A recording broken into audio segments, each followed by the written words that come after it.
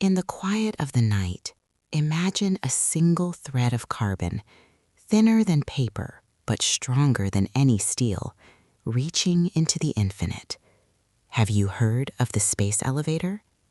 It is the carbon grail of engineering, a megastructure that turns the impossible into the inevitable. It is a story of captured asteroids and celestial tug-of-wars, born in the pages of novels and brought to life by the math of the stars. In this episode, we dive into the history and the future of this vertical highway. Let the world around you grow dim. Adjust your covers, tuck in tight, and listen. The stars are much closer than you think, and the path to them is finally open. Chapter 1: The Unbroken Thread. The dream began not with fire, but with geometry.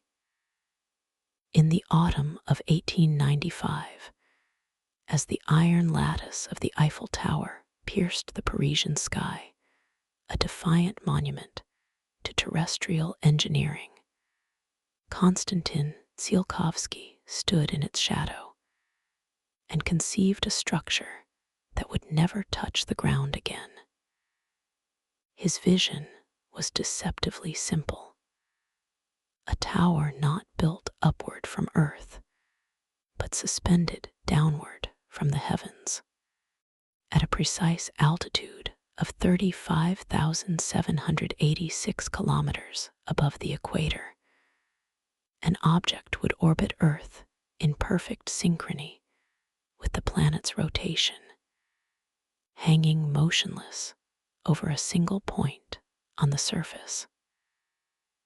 From this celestial anchor, a cable could descend like a plumb line through the atmosphere, its lower terminus secured to a mobile platform adrift in the equatorial Pacific. The mathematics was unassailable. Centrifugal force, acting on the counterweight beyond geostationary orbit, would balance Earth's gravitational pull on the lower segment, placing the entire structure in a state of dynamic equilibrium.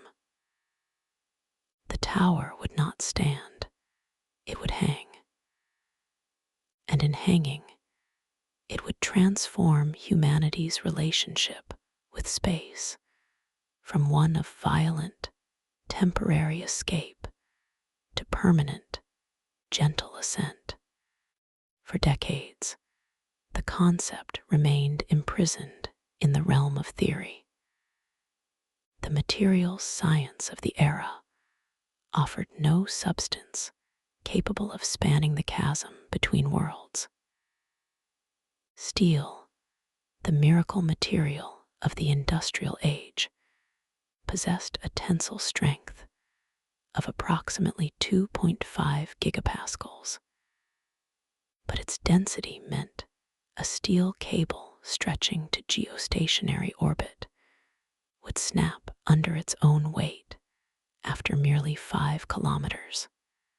The specific strength required the ratio of tensile strength to density exceeded anything known to metallurgy by 2 orders of magnitude. Tsiolkovsky's celestial tower joined the ranks of beautiful impossibilities, a solution without a material substrate, an equation without a physical manifestation. Engineers dismissed it as a thought experiment. Poets ignored it entirely. Only in the quiet halls of orbital mechanics did the idea persist, a ghost in the machine of celestial dynamics, waiting for chemistry to catch up with calculus. The mid-20th century brought not stronger metals, but a fundamental reimagining of matter itself. When Arthur C. Clarke published The Fountains of Paradise in 1979, He did not invent the space elevator, he resurrected it. Clark, a trained physicist and satellite communications pioneer, understood that the barrier was no longer theoretical, but material. His fictional hyperfilament, a continuous thread of carbon atoms arranged in a perfect crystalline lattice, was not pure fantasy. It was a prediction. Just 2 years earlier, researchers in Japan had observed hollow carbon cylinders under electron microscopes, carbon nanotubes, though their significance remained unrecognized.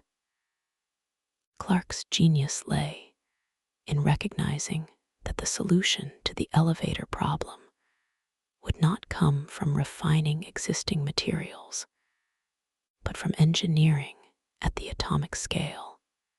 His novel did more than entertain. It provided the cultural scaffolding necessary for a generation of scientists to take the concept seriously. When Kim Stanley Robinson later wove the elevator into his Mars trilogy, he transformed it from a transportation device into a symbol of civilization-scale infrastructure, the kind of project that defines an era not by its technology, but by its ambition. The pivotal shift occurred not in a laboratory, but in a conference room at the NASA Institute for Advanced Concepts in 1999. There, physicist Bradley Edwards presented a feasibility study that recalibrated the entire conversation. Previous analyses had assumed a circular cable cross-section, demanding impossible material properties. Edwards proposed a flat ribbon 2 centimeters wide, but mere micrometers thick, dramatically reducing mass while maintaining structural integrity.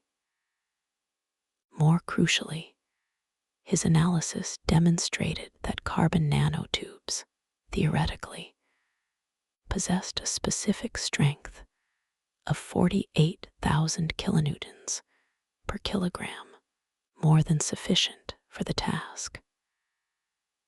The problem was no longer physics, it was manufacturing.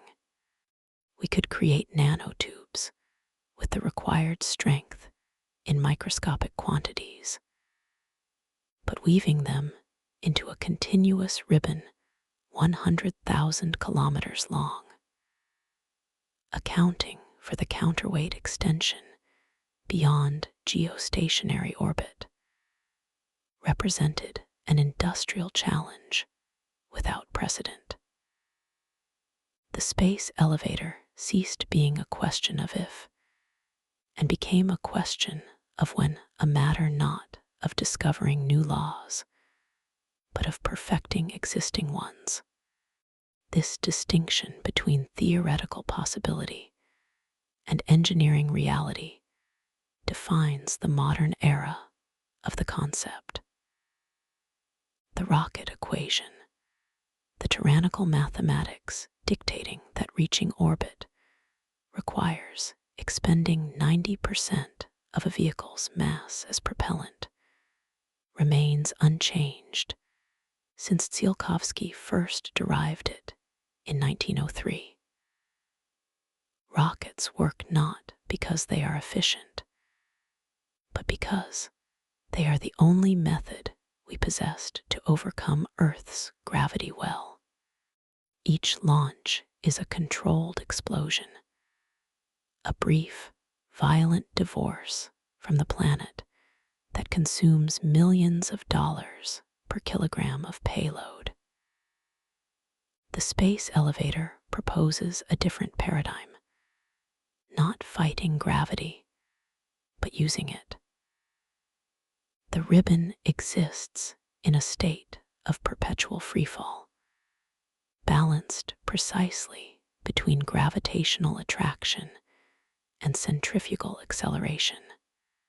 Climbers ascend not by carrying fuel, but by receiving energy wirelessly from ground-based laser arrays, converting photons into motion with photovoltaic cells. The energy cost per kilogram drops from $20,000 to under $100, not through magic, but through the elimination of propellant mass. This is not speculation. It is thermodynamics. The energy required to lift a kilogram to geostationary orbit is approximately 50 megajoules, equivalent to $1.50 worth of electricity at industrial rates. The rocket equation imposes a tax of 99.9% on this fundamental energy requirement. The elevator removes the tax collector. The anchor point selection embodies this marriage of orbital mechanics and practical engineering.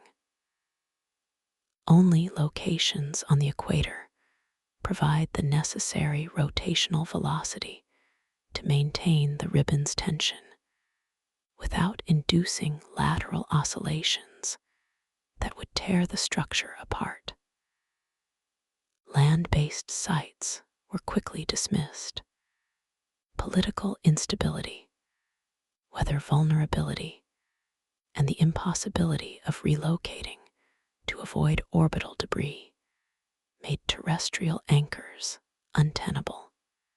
The solution emerged from maritime engineering, a mobile offshore platform, essentially a supertanker redesigned as a celestial tether point.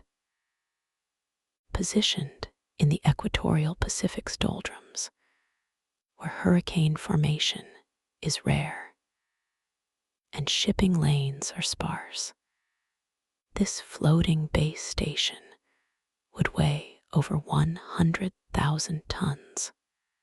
Its mobility serves a critical defensive function. By shifting position by mere kilometers, ground controllers can induce a transverse wave that travels up the ribbon at approximately 8 kilometers per second, allowing the entire structure to dodge predicted collisions with orbital debris.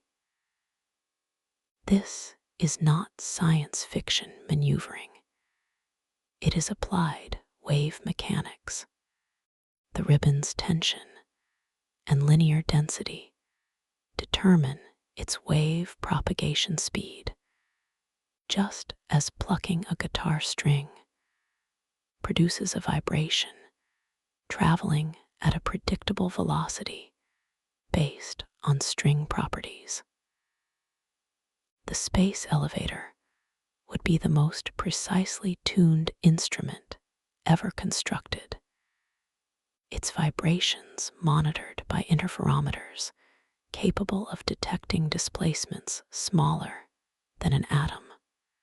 The counterweight represents the other terminus of this celestial balance. Early concepts proposed capturing a near-Earth asteroid, a kilometer-wide nickel-iron body, providing millions of tons of ballast. Modern designs favor a more controlled approach, extending the ribbon beyond geostationary orbit to a length where the centrifugal force on the extended segment provides sufficient tension. At approximately 100,000 kilometers total length, the system achieves stability without extraterrestrial mining. The counterweight becomes not a captured rock, but the climbers themselves, cargo pods, and passenger modules, ascending to the orbital station at GEO. As mass accumulates at the geostationary node, it effectively becomes the counterweight, with the ribbon extension beyond serving as a safety margin.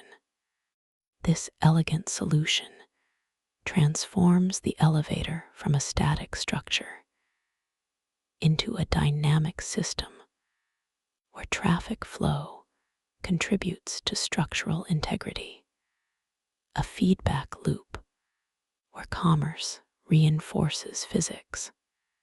What makes the space elevator concept endure is not its elegance alone, but its inevitability within the framework of known physics.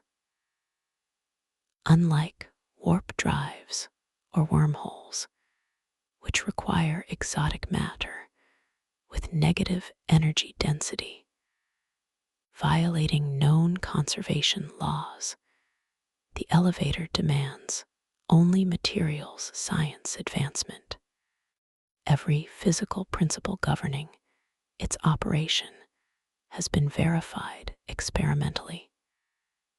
Geostationary orbits have housed communications satellites since 1963. Carbon nanotubes with the requisite specific strength have been measured in laboratories. Wireless power transmission has been demonstrated over distances exceeding a kilometer.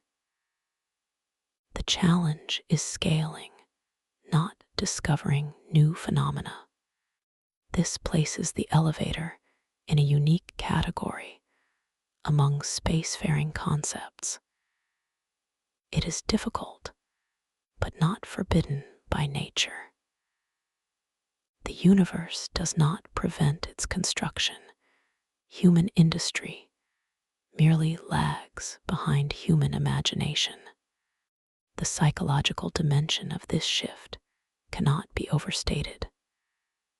For 60 years, spaceflight has been defined by extremity, crushing G-forces during launch, the deafening roar of combustion, the ever-present risk of catastrophic failure measured in milliseconds.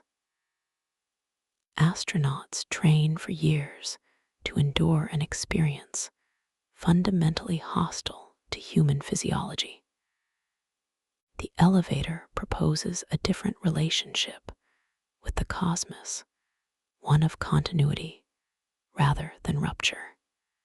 Ascent takes 7 days, not 8 minutes.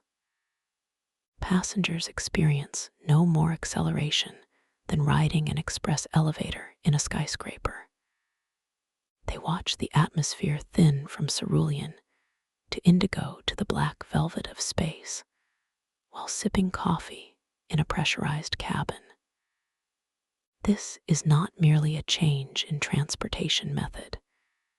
It is a redefinition of space itself from a destination requiring heroic effort to a place accessible through routine travel. When space becomes mundane, it becomes populated. When access ceases to be rationed by physical endurance and national budgets, it becomes democratized. The historical arc of the concept, from Tsiolkovsky's tower to Clark's hyperfilament to Edwards' ribbon, reveals a pattern. Each generation reframes the problem not by discarding previous insights, but by integrating them with contemporary scientific understanding. The elevator is not a single invention, but a convergent solution emerging at the intersection of orbital mechanics, material science, and energy transmission. Its realization will not arrive as a sudden breakthrough, but as a cascade of incremental advances. longer carbon nanotube arrays, improved chemical vapor deposition techniques, more efficient laser power beaming. The first operational segment will likely be modest, a ribbon extending only to low Earth orbit, deployed from a conventional rocket, proving the climber technology and power transmission systems. Success, there will fund extension to medium Earth orbit, then finally to geostationary altitude. This phased approach mirrors the development of terrestrial infrastructure. The first transcontinental railroad did not instantly connect coasts with seamless steel. It began with disconnected segments that gradually linked into a continent-spanning network. As the 21st century progresses, the space elevator transitions from speculative concept to engineering roadmap. Research centers in Japan, the United States, and Europe now maintain dedicated programs investigating nanotube synthesis and ribbon deployment strategies. The International Space Elevator Consortium publishes annual technology roadmaps tracking progress against critical milestones. What was once dismissed as fantasy now occupies conference rooms at NASA and JAXA.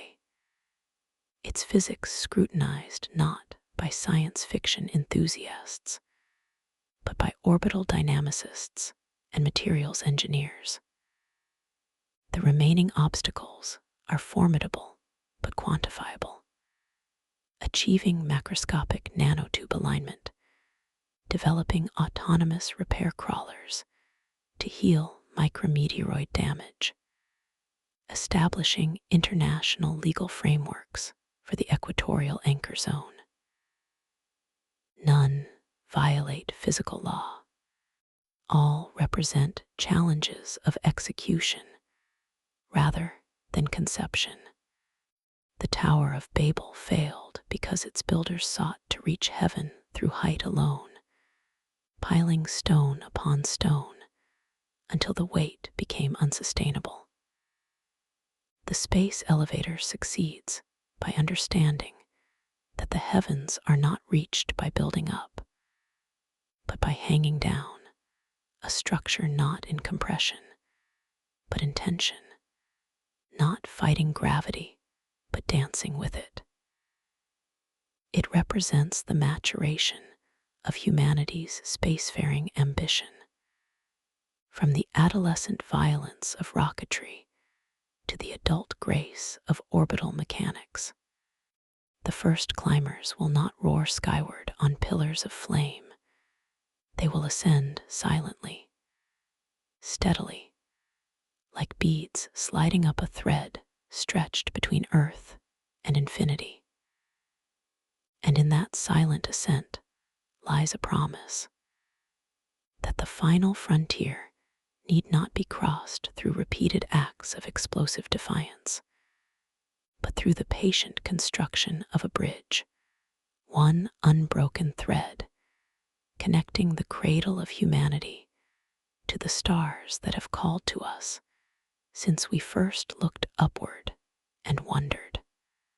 The dream born in the shadow of an iron tower now awaits only the thread to make it real. Chapter 2: The Physics of the String. To suspend a thread from the heavens requires not strength alone, but perfect balance. The space elevator exists not because humanity has discovered a material capable of defying gravity, but because we have learned to harness gravity's counterforce, centrifugal acceleration, as an equal partner in a celestial dance. At precisely 35,786 kilometers above the equator, a mathematical singularity occurs. An object orbits Earth in exactly 24 hours, matching the planet's rotation so perfectly that it hangs motionless over a single point on the surface. This is geostationary orbit, the fulcrum upon which the entire structure pivots. Below this altitude, gravity dominates. Above it, centrifugal force prevails. The ribbon does not stand against Earth's pull. It hangs in equilibrium, stretched taut between two opposing forces that cancel each other with Newtonian precision. The counterweight forms the anchor of this balance. Positioned beyond geostationary orbit, typically at approximately 100,000 kilometers from Earth's center, the counterweight experiences centrifugal acceleration exceeding gravitational attraction. This excess force pulls outward with sufficient magnitude to maintain tension along the entire ribbon's length. Early concepts envisioned capturing a near-Earth asteroid, towing it into position to serve as a natural ballast of millions of tons. Contemporary designs favor a more controlled approach.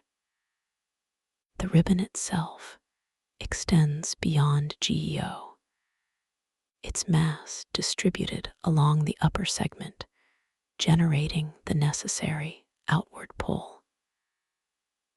As climbers ascend carrying cargo to the orbital station, their accumulated mass at the geostationary node effectively becomes part of the counterweight system, a dynamic equilibrium where traffic flow reinforces structural integrity. The physics is uncompromising. Without this outward tension, the ribbon would collapse inward under its own weight within minutes. With it, the structure achieves a state of perpetual freefall, each segment following its natural orbital trajectory while constrained by molecular bonds to its neighbors. The ribbon's behavior resembles not a rigid tower, but a vibrating string under immense tension.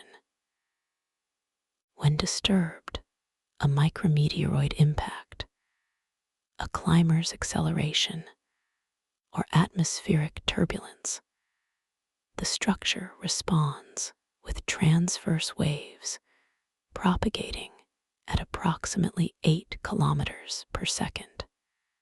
This wave speed derives directly from the ribbon's linear density and tension, governed by the same equation that determines the pitch of a guitar string.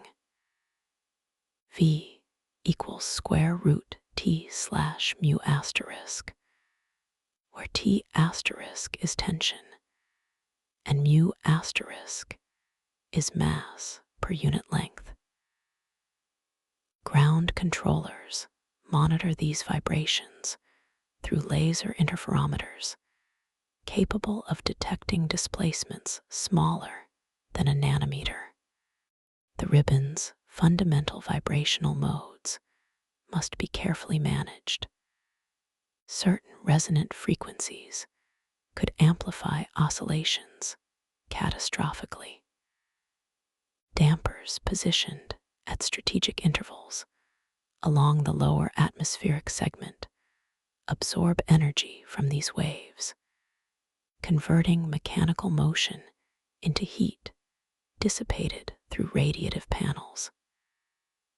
The entire structure functions as a single mechanical entity, a 100,000 kilometer long harmonic oscillator tuned to the precise frequency of Earth's rotation. Equatorial positioning is not optional, but mandatory. Only at 0 degrees latitude does the ribbon align perfectly with Earth's rotational axis, ensuring that centrifugal force acts directly opposite to gravity along the entire length. At any other latitude, lateral components would induce a torque, attempting to drag the anchor point toward the equator, a force no terrestrial foundation could resist. The mobile ocean platform drifts within a designated zone in the equatorial Pacific, its position continuously adjusted by azimuth thrusters to maintain alignment within centimeters. This mobility serves a dual purpose: avoiding tropical cyclones whose lightning could induce catastrophic electrical discharges along the conductive carbon lattice, and executing evasive maneuvers against orbital debris. By shifting the anchor point laterally by mere kilometers, controllers induce a transverse wave that travels upward, displacing the entire ribbon's position at altitude by tens of kilometers, sufficient to avoid predicted collisions with cataloged debris objects. The maneuver requires days of advance warning, calculated through orbital propagation models, tracking over 34,000 pieces of debris larger than 10 centimeters. The misconception that the elevator is supported from below persists even among engineers trained in classical mechanics. In reality, the ground anchor bears negligible compressive load. Its function is purely tensile, to prevent the ribbon's lower terminus from drifting eastward under Coriolis effects as climbers ascend. The platform's massive inertia, over 100,000 tons of reinforced hull, provides the necessary reaction mass. As a climber ascends, Earth's rotation imparts a westward Coriolis force on the vehicle, which transfers eastward momentum to the ribbon. Without the anchor's resistance, the entire structure would gradually drift until the ribbon wrapped around the planet like thread on a spool. The hydraulic tensioning system compensates not for the ribbon's weight, but for these dynamic perturbations, constantly adjusting cable length by meters to maintain optimal tension as tidal forces from the moon and sun induce periodic variations. Atmospheric passage presents unique challenges absent in orbital mechanics. From sea level to approximately 100 kilometers, the Kármán line marking the edge of space, the ribbon moves through fluid media of varying density. Trade winds exert lateral pressure on the lower segments, while the jet stream at 10-15 kilometers altitude creates shear forces attempting to bend the structure. The ribbon's aerodynamic profile, a flat ribbon 2 centimeters wide, but only micrometers thick, minimizes cross-sectional area while maintaining structural integrity. Its orientation rotates continuously along the ascent path, presenting the thin edge to prevailing winds to reduce drag. Above 30 kilometers, atmospheric density drops exponentially. By 50 kilometers, drag forces become negligible compared to gravitational and centrifugal terms. The ribbon passes through the stratosphere's ozone layer without chemical interaction. The carbon lattice's inertness prevents catalytic ozone destruction that plagued early concerns about environmental impact. The Van Allen radiation belts pose a different kind of hazard. Between 1,000 and 60,000 kilometers altitude, Earth's magnetosphere traps charged particles in two toroidal regions. The inner belt, dominated by protons, peaks in intensity at approximately 3,000 kilometers. The outer belt, rich in electrons, centers around 15, 0, 0, 0, 20, 0, 0, 0 kilometers. Climbers traversing these zones require shielding, typically a few millimeters of aluminum or polyethylene integrated into their hulls to protect biological passengers and sensitive electronics. The transit time through high radiation zones is measured in hours, not minutes, as with rocket launches, but the total dose remains within acceptable limits for occasional travelers. Permanent crew stationed at the geostationary node receive annual radiation doses comparable to airline pilots, elevated above terrestrial background, but not hazardous with proper monitoring. Orbital mechanics governs the ribbon's interaction with celestial bodies beyond Earth. The moon's gravitational gradient induces periodic oscillations with a 27.3-day cycle, requiring continuous tension adjustments. Solar radiation pressure, photons imparting momentum upon striking the ribbon's sunward face, generates a steady force equivalent to several newtons per square kilometer of projected area.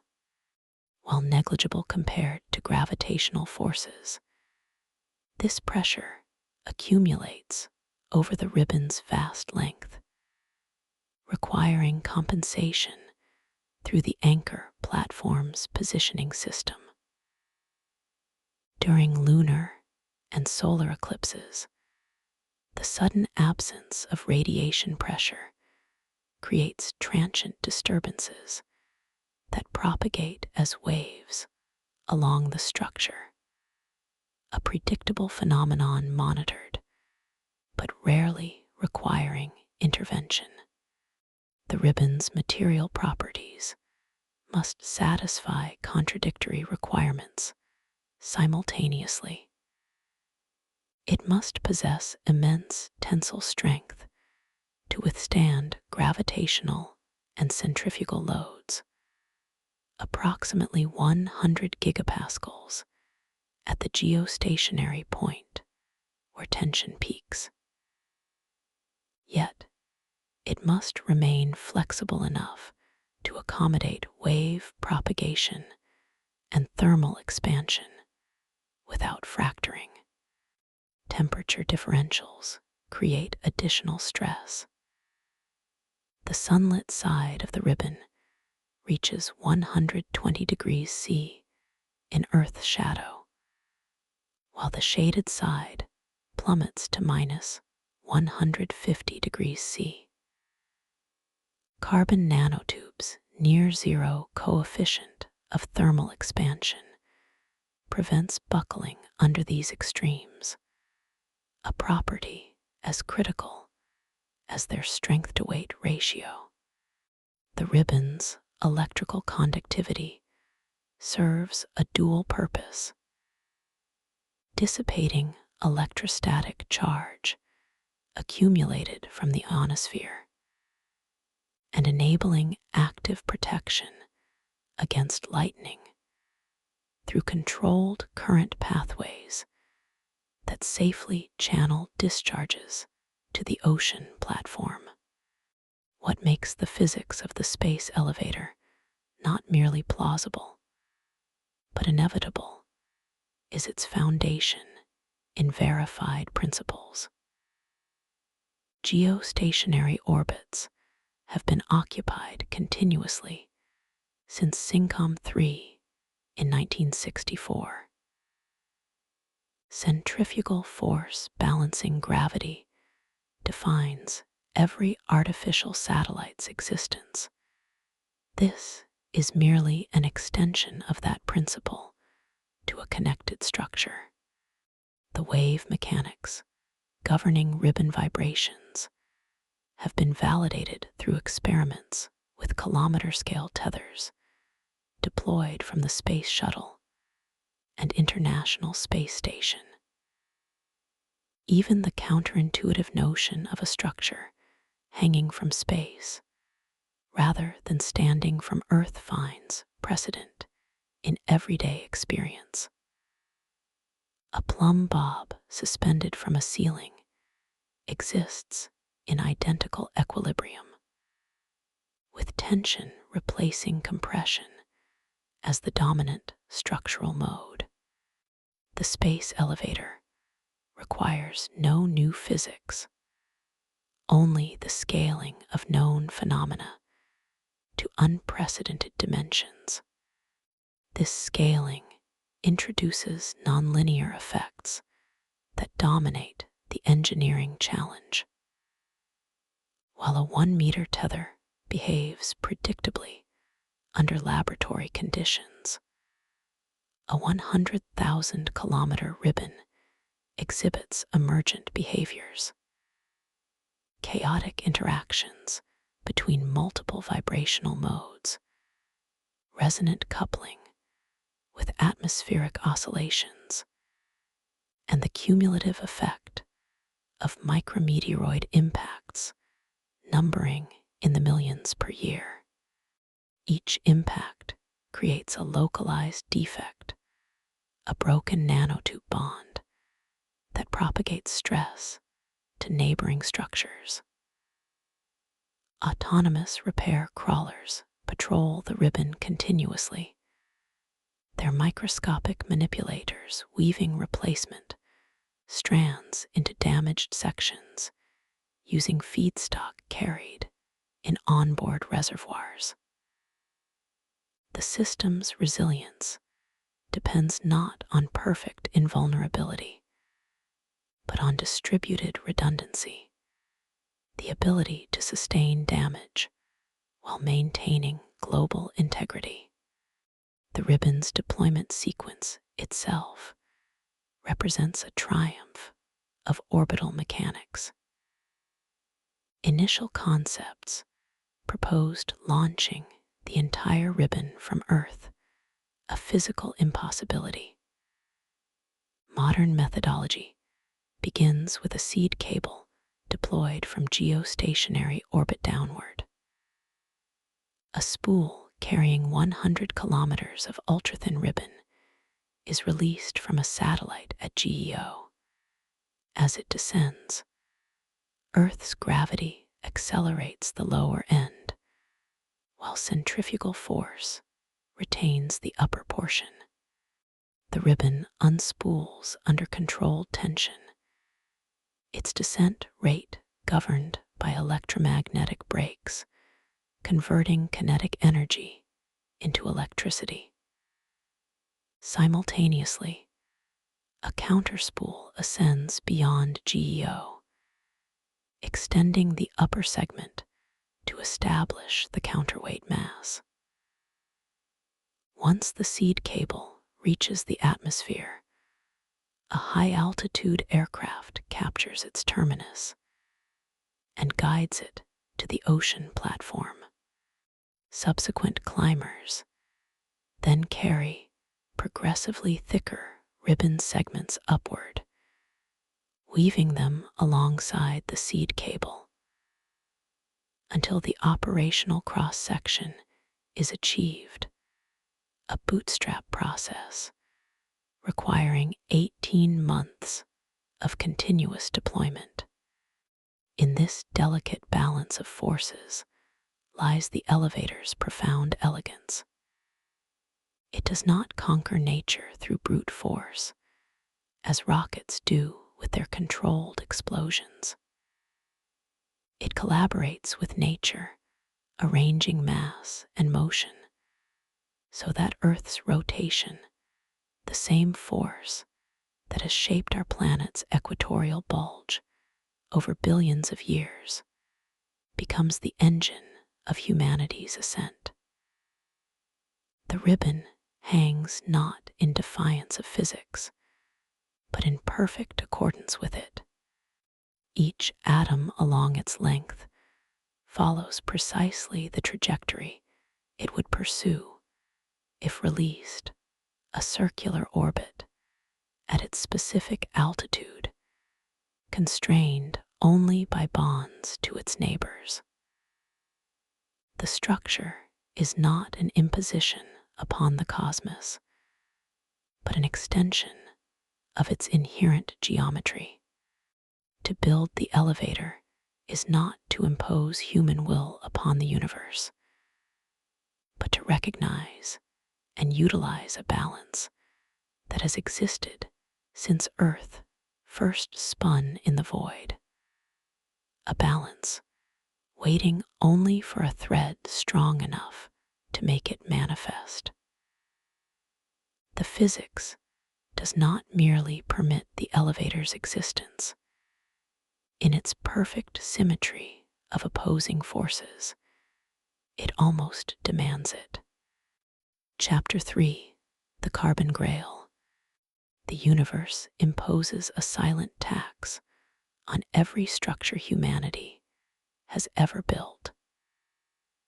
Stone crushes stone beneath its own weight after a few hundred meters. Steel buckles after a kilometer.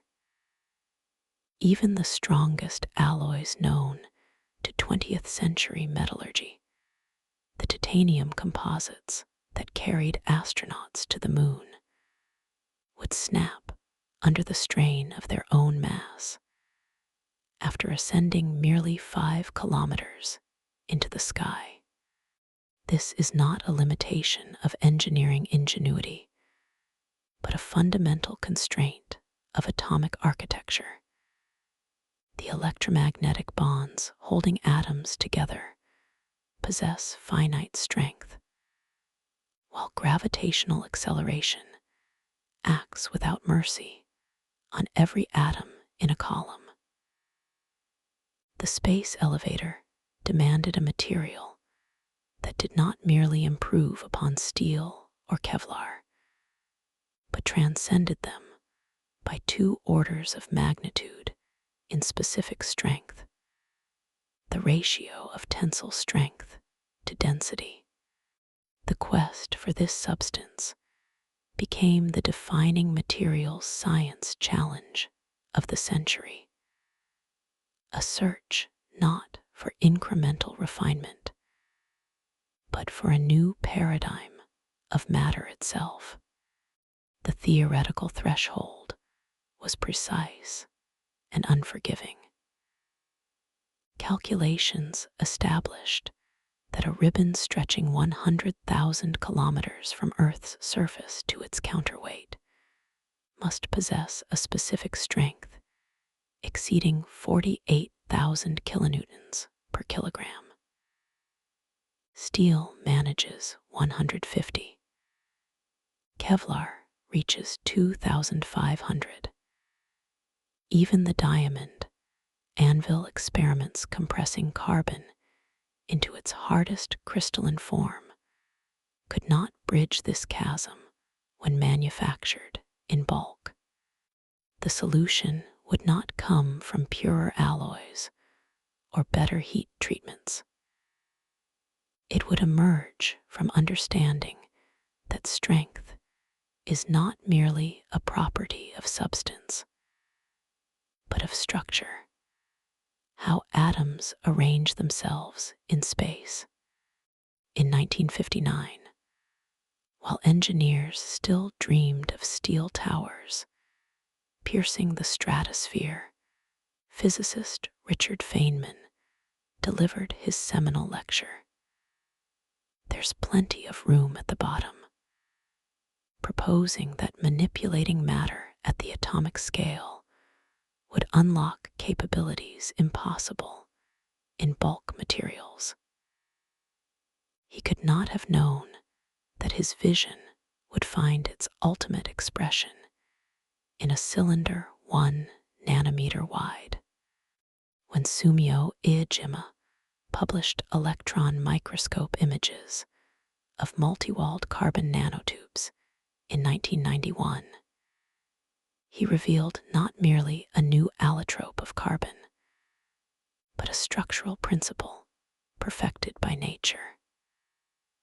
A seamless cylinder of hexagonally arranged carbon atoms, each bonded to 3 neighbors in a lattice mimicking graphene's two-dimensional perfection, rolled into a tube with no weak grain boundaries or dislocations to initiate fracture.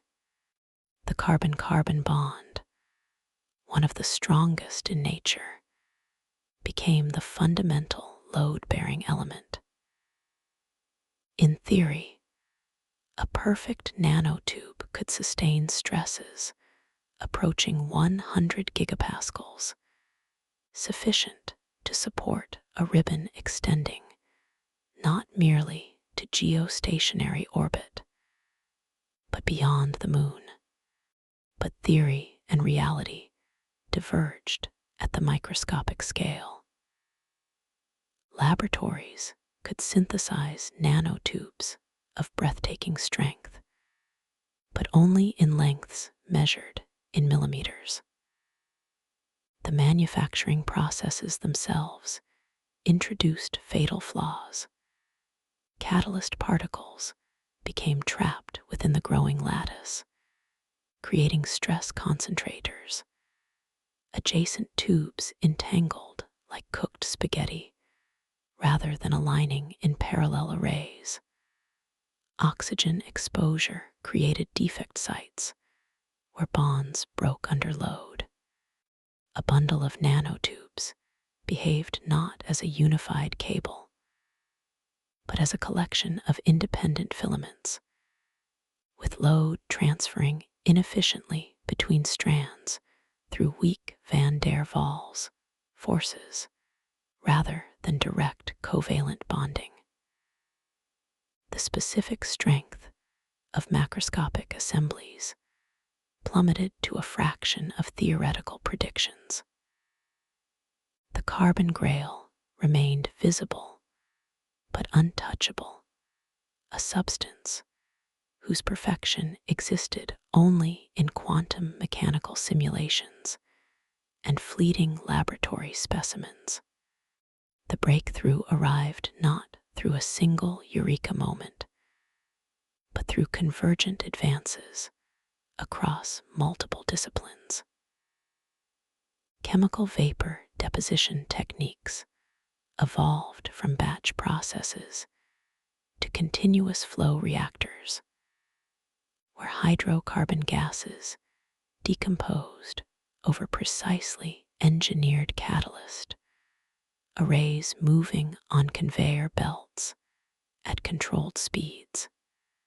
Researchers discovered that applying axial tension during nanotube growth, stretching the nascent filaments as they formed, suppressed defect formation and encouraged alignment. most critically, the development of supergrowth methods using water-assisted catalysis produced vertically aligned forests of nanotubes reaching centimeters in height, their individual strands standing in perfect parallel like blades of grass in a field. From these forests, researchers learned to draw continuous sheets, ribbons of pure carbon lattice, emerging from the catalyst substrate like silk from a cocoon, meters long and micrometers thick. Their atomic structure preserved across macroscopic distances. Yet even these advances faced the tyranny of scale. Producing a laboratory ribbon 10 meters long required conditions impossible to replicate across industrial facilities. The ribbon's integrity depended on maintaining near-perfect vacuum, precise temperature gradients within 1 degree Celsius, and catalyst purity measured in parts per billion. A single dust particle settling on the growth substrate would terminate hundreds of nanotubes simultaneously, creating a weak zone that would propagate failure under load. The manufacturing challenge transformed from materials science into systems engineering. How to create a production environment spanning kilometers that maintained atomic scale precision. The solution emerged from an unexpected quarter: textile engineering. By adapting principles from industrial looms, researchers developed continuous production lines where catalyst substrates moved through precisely zoned reaction chambers, each maintaining optimal conditions for a specific phase of nanotube growth. The ribbon emerged not as a fragile specimen handled with tweezers, but as a robust industrial product spooling onto meter-wide drums at rates exceeding 1 kilometer per hour. Boron nitride nanotubes entered the competition as a complementary technology rather than a replacement. Their atomic structure mirrored carbon nanotubes, hexagonal lattices forming seamless cylinders, but with alternating boron and nitrogen atoms replacing carbon. This substitution conferred critical advantages: exceptional thermal stability, persisting beyond 900 degrees C in oxidizing environments where carbon nanotubes would combust, and electrical insulation properties, preventing catastrophic current surges from lightning strikes or plasma interactions in the ionosphere. While slightly less strong than their carbon cousins, boron nitride nanotubes became the material of choice for the ribbon's outer protective sheath, a sacrificial layer shielding the load-bearing carbon core from atomic oxygen erosion in low Earth orbit and ultraviolet degradation during decades of solar exposure. The final ribbon design emerged as a composite architecture, a central core of aligned carbon nanotubes carrying tensile load, surrounded by concentric layers of boron nitride nanotubes, providing environmental protection, all woven into a flat, ribbon 2 centimeters wide, but only 130 micrometers thick, thinner than a human hair, yet capable of supporting a fully loaded climber. The industrial mobilization required to manufacture this ribbon dwarfed any materials production effort in human history. A single operational elevator required approximately 100,000 kilometers of ribbon, enough to circle Earth's equator 2.5 times. Initial deployment used a seed cable, merely millimeters wide, but operational capacity demanded progressive reinforcement as climbers carried additional ribbon segments upward to weave alongside the original strand. The total mass approached 800 metric tons of pure nanotube material. Producing this quantity required facilities spanning entire valleys, kilometer-long production halls housing parallel reactor lines operating continuously for 5 years. The energy requirements were staggering. Maintaining reaction chambers at 750 degrees C, while pumping ultra-pure gases demanded gigawatt-scale power plants dedicated solely to ribbon production. Yet the economics proved viable when amortized against the elevator's operational lifetime. Each kilogram of ribbon enabled the transport of 500,000 kilograms to orbit over the structure's century-long service life, a return on material investment unmatched by any terrestrial infrastructure project. Quality assurance presented perhaps the most daunting challenge.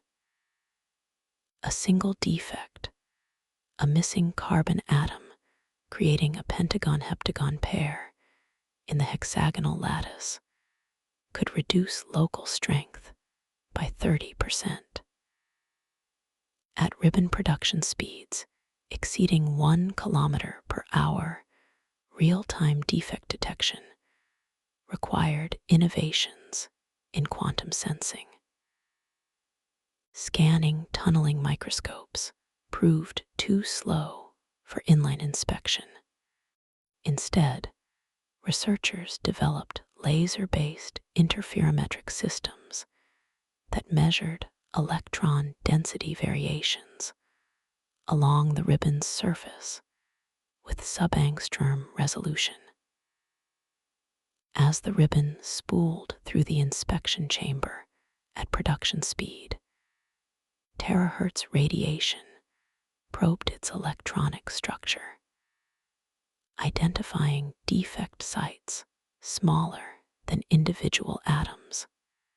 When anomalies exceeded threshold densities, robotic arms precisely excised defective segments and spliced in replacement material using electron beam welding that reformed covalent bonds across the junction. The splice zones themselves became engineering marvels, tapered transitions spanning centimeters where load transferred gradually between original and replacement material, avoiding stress concentrations that would initiate fracture. The final validation occurred not in simulation, but in vacuum chambers orbiting Earth. A series of experimental missions deployed progressively longer tether segments from the International Space Station, subjecting them to authentic orbital conditions. Atomic oxygen flux, micrometeoroid bombardment, thermal cycling between sunlight and shadow, and vibration from station operations. The first kilometer-long test, Ribbon survived 18 months before a micrometeoroid impact severed it, a failure mode anticipated and designed against.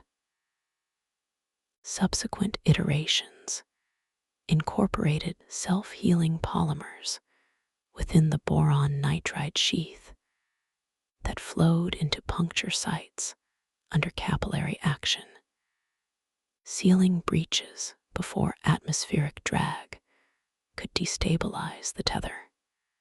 After 7 iterations spanning a decade, a 100-kilometer test, Ribbon demonstrated survival rates exceeding 99.999% per year, sufficient reliability for permanent infrastructure.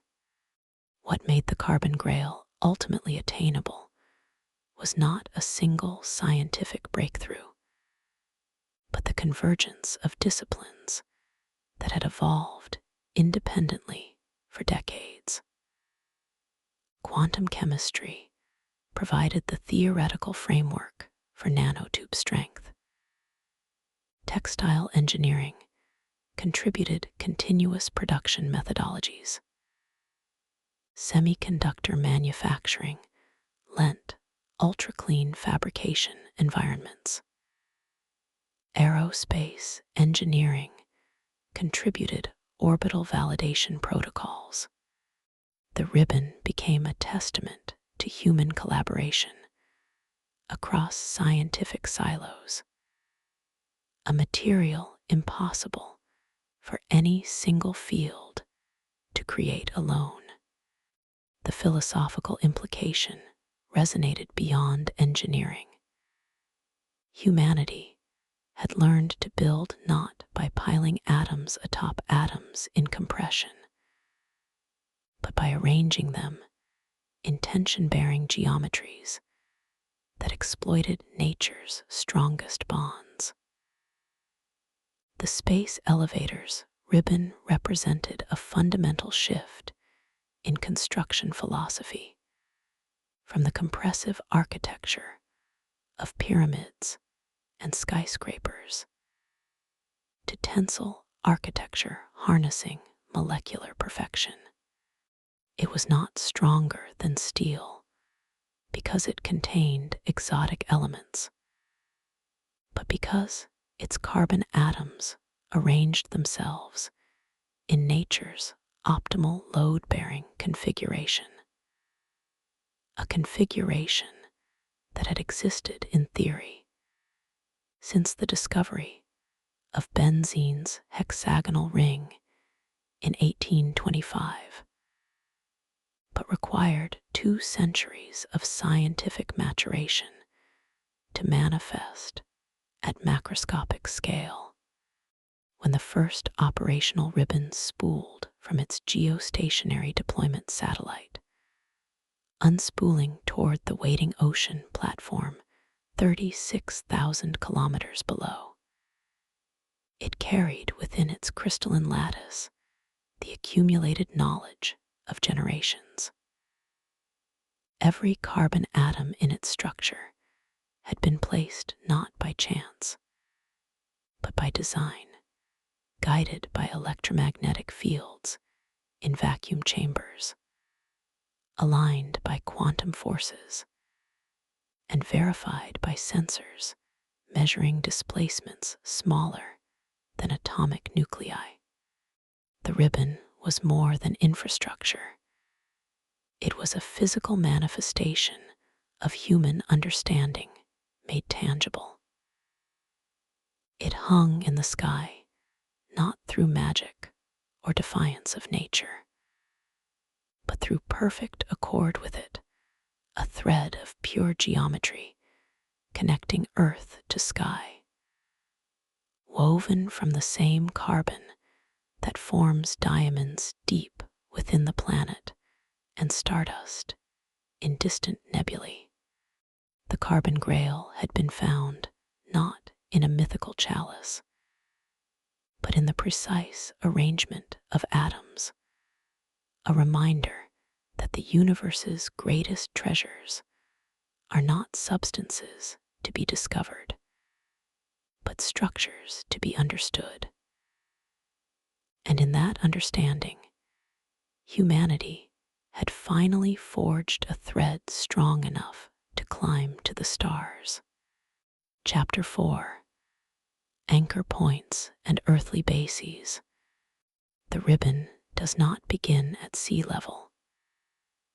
It begins in the mind, a recognition that the most vulnerable segment of the entire structure lies not in the vacuum of space, but where celestial mechanics meets terrestrial chaos.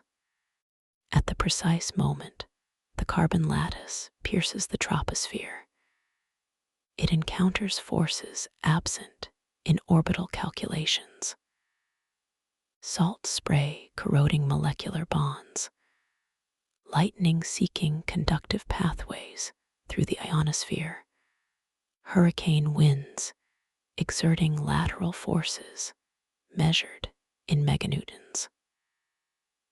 The anchor point, the earth port, thus represents not merely a foundation, but a buffer zone, a technological membrane separating two incompatible environments. Its design embodies a fundamental truth of the elevator's architecture. The ribbon hangs from space, but humanity must build its interface with Earth. Land-based anchors were dismissed not for engineering impossibility, but for systemic fragility. Political boundaries would fracture operational control. No single nation could claim sovereignty over infrastructure whose failure would threaten global orbital assets. Seismic activity presented an existential risk. Even minor tectonic shifts would induce catastrophic oscillations along the ribbon's length. Most critically, terrestrial anchors lacked mobility. Orbital debris avoidance requires lateral displacement of the anchor point by kilometers over days, a maneuver impossible for structures rooted in bedrock. The solution emerged from maritime engineering's oldest principle: when the environment becomes hostile, move. The equatorial Pacific offered not merely open water, but a convergence of geophysical advantages. The doldrums, a band of minimal wind sheer straddling the equator between 5 degrees north and south latitude, experience negligible hurricane formation due to insufficient Coriolis force near the rotational axis. Lightning frequency drops by an order of magnitude compared to continental equatorial zones. Shipping traffic remains sparse, reducing collision risks with surface vessels. Here, in this meteorological sanctuary, the earth port would float. The platform itself defies conventional maritime classification. At 2.4 kilometers in diameter, its hexagonal hull displaces 1.2 million tons, 12 times the displacement of the largest supertankers ever constructed. Its submerged section extends 120 meters below the surface, housing ballast tanks capable of shifting 50,000 tons of seawater within minutes to counteract ribbon-induced torques. Unlike ships designed for propulsion, the Earthport moves with geological slowness. Azimuth thrusters, positioned at its perimeter, generate 150 meganewtons of lateral thrust, sufficient to reposition the entire structure by 10 kilometers over 72 hours. This deliberate pace matches the propagation speed of transverse waves along the ribbon. A sudden maneuver would create destructive shock waves, traveling upward at 8 kilometers per second. Instead, the platform executes what marine engineers term ribbon harmonics, continuous, wave-like displacements synchronized with the structure's natural vibrational modes, allowing debris avoidance without inducing resonant frequencies that could amplify oscillations catastrophically. Beneath the platform's flight deck lies the tensioning complex, a cathedral of hydraulics housing the ribbon's terrestrial terminus. The carbon lattice does not attach directly to the hull. Instead, it passes through a gimbaled interface, allowing 3 degrees of freedom: pitch, yaw, and limited roll. This articulation compensates for platform motion induced by ocean swells, preventing cyclic fatigue at the most stress-concentrated point in the entire system.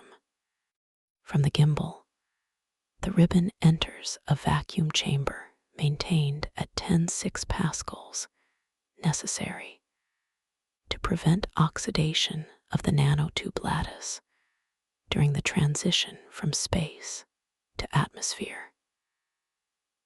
Within this chamber, hydraulic tensioners apply a baseline load of 1.2 giganewtons, continuously adjusted by feedback from strain gauges monitoring ribbon tension at 1 kilometer intervals. The system compensates for multiple periodic forces. Lunar tides induce tension variations of plus or minus 40 meganewtons over 12.4-hour cycles. Solar gravitational gradients add plus or minus 15 meganewtons over 24 hours. Even the passage of climbers generates transient loads as their mass redistributes along the ribbon's length.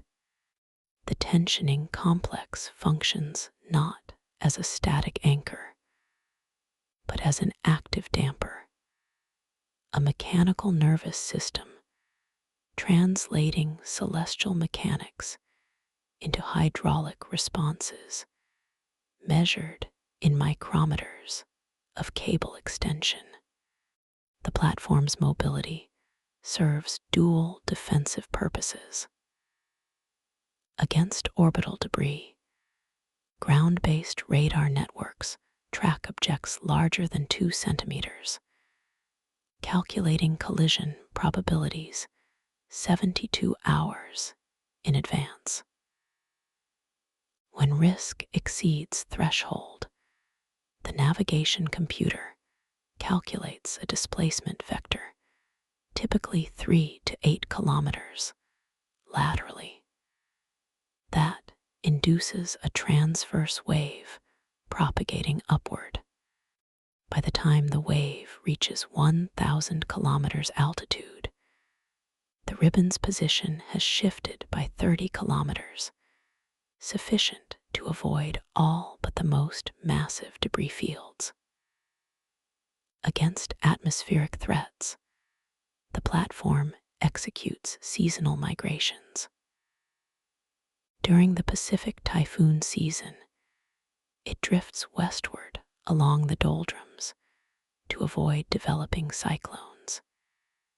Its position optimized not for maximum distance from storms, but for minimal wave height exposure.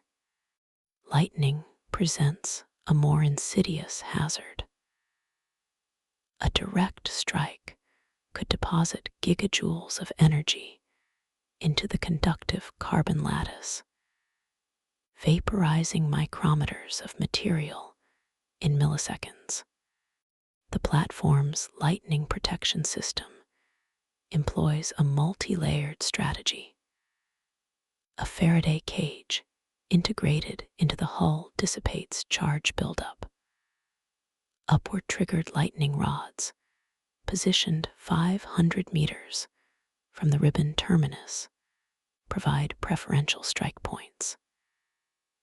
And the ribbon itself incorporates boron nitride nanotube segments at critical intervals, acting as electrical insulators, segmenting the conductive path to prevent catastrophic current propagation.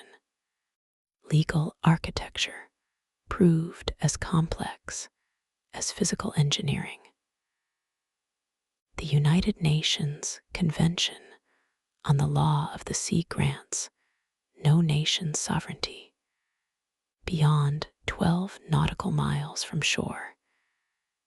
Yet the Earthport's operations affect global orbital infrastructure.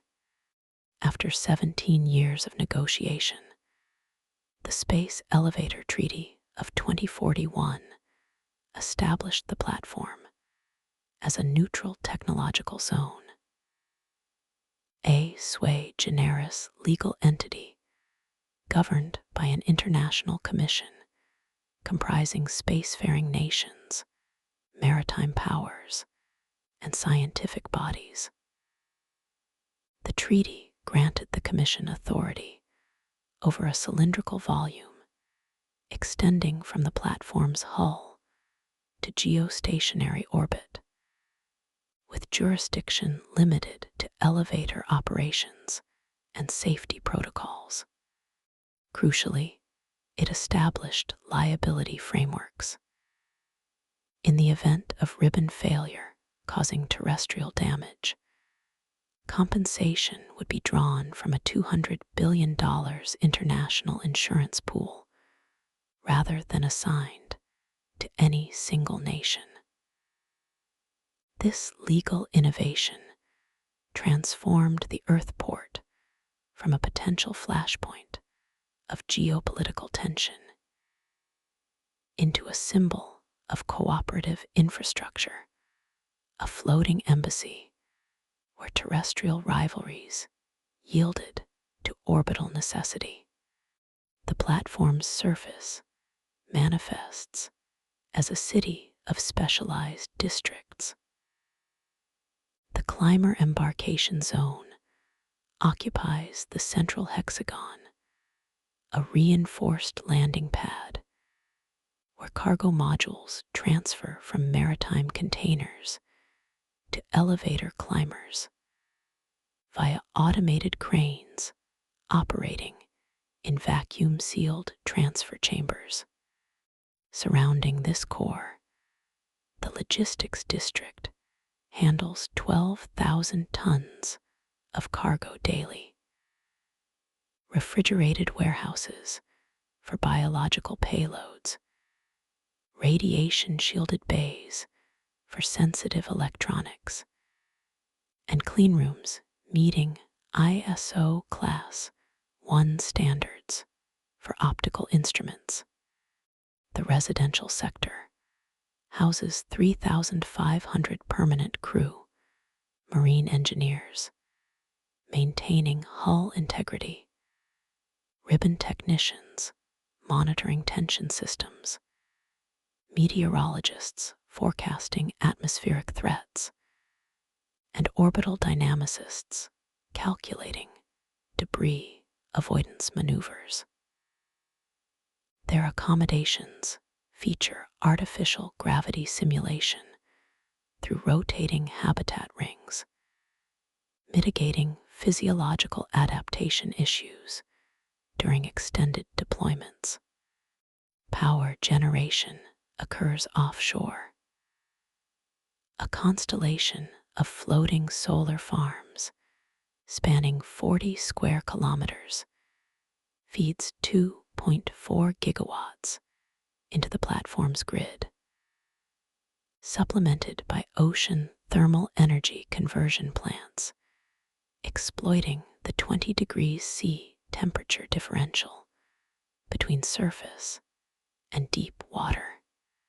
This energy surplus powers not only platform operations, but the ground-based laser arrays that beam power to ascending climbers, a symbiotic relationship where the anchor point fuels the ascent it enables. The ribbon's passage through atmosphere creates unique fluid dynamic challenges. Between sea level and 15 kilometers altitude, trade winds exert lateral forces, attempting to bend the ribbon into a catenary curve. The platform's position must continuously adjust to maintain the ribbon's vertical alignment within 0.3 degrees of true zenith. Any greater deviation would induce oscillations coupling with atmospheric resonance frequencies. Above 15 kilometers, the jet stream presents a sharper challenge.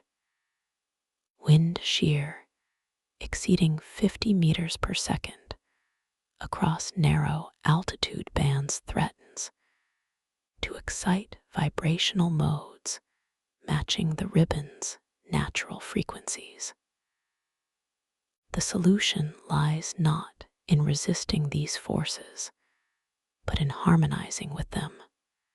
The platform's navigation computer receives real-time atmospheric data from a constellation of weather balloons and LiDAR stations, calculating microadjustments to platform position that transform wind-induced oscillations into damped harmonic motion. This active stabilization consumes 15% of the platform's total power budget, a necessary tax for maintaining the ribbon's geometric purity. Tidal forces from the moon and sun induce predictable but substantial displacements. The platform experiences vertical heave of up to 3 meters over semi-diurnal cycles, while horizontal displacement reaches 12 meters during spring tides. Rather than fighting these motions, the tensioning system incorporates tidal compensation algorithms that allow controlled ribbon slippage through the gimbal interface during peak tidal forces, then retensioning during slack periods. This approach prevents fatigue accumulation at the anchor point, a failure mode that destroyed 3 prototype tethers during early testing phases. The system's elegance lies in its recognition that perfect rigidity invites fracture, controlled flexibility enables endurance. The ribbon breathes with Earth's rhythms, its tension rising and falling like a pulse synchronized with lunar cycles, a mechanical embodiment of celestial harmony. The Earthport's ultimate purpose transcends engineering. It serves as humanity's threshold. Every climber departing its embrace carries not merely cargo, but transition from horizontal logistics governed by maritime law to vertical transit governed by orbital mechanics. From atmospheric flight, constrained by aerodynamics, to vacuum transit, governed by celestial dynamics. From terrestrial economics, measured in container ships, to spacefaring commerce, measured in orbital slots. The platform stands as the last point where Earth's gravity dominates experience, the final place where rain falls and waves crash against hulls. Above it, the ribbon ascends through layers of diminishing atmosphere until reaching the altitude where orbital velocity becomes sufficient to balance gravitational acceleration, a transition not marked by ceremony, but by physics. The Earth port does not conquer nature, it negotiates with it, finding equilibrium between ocean currents and celestial mechanics, between human ambition and physical law. It is not a fortress against the environment, but a mediator between realms, a floating fulcrum upon which humanity's ascent to the stars delicately balances. And in its slow, deliberate movements across the equatorial sea, it performs a silent ballet with the cosmos, each adjustment a note in the symphony of forces that will carry our species beyond its cradle. Chapter 5. The Climbers, Ships of the Sky. The climber does not roar.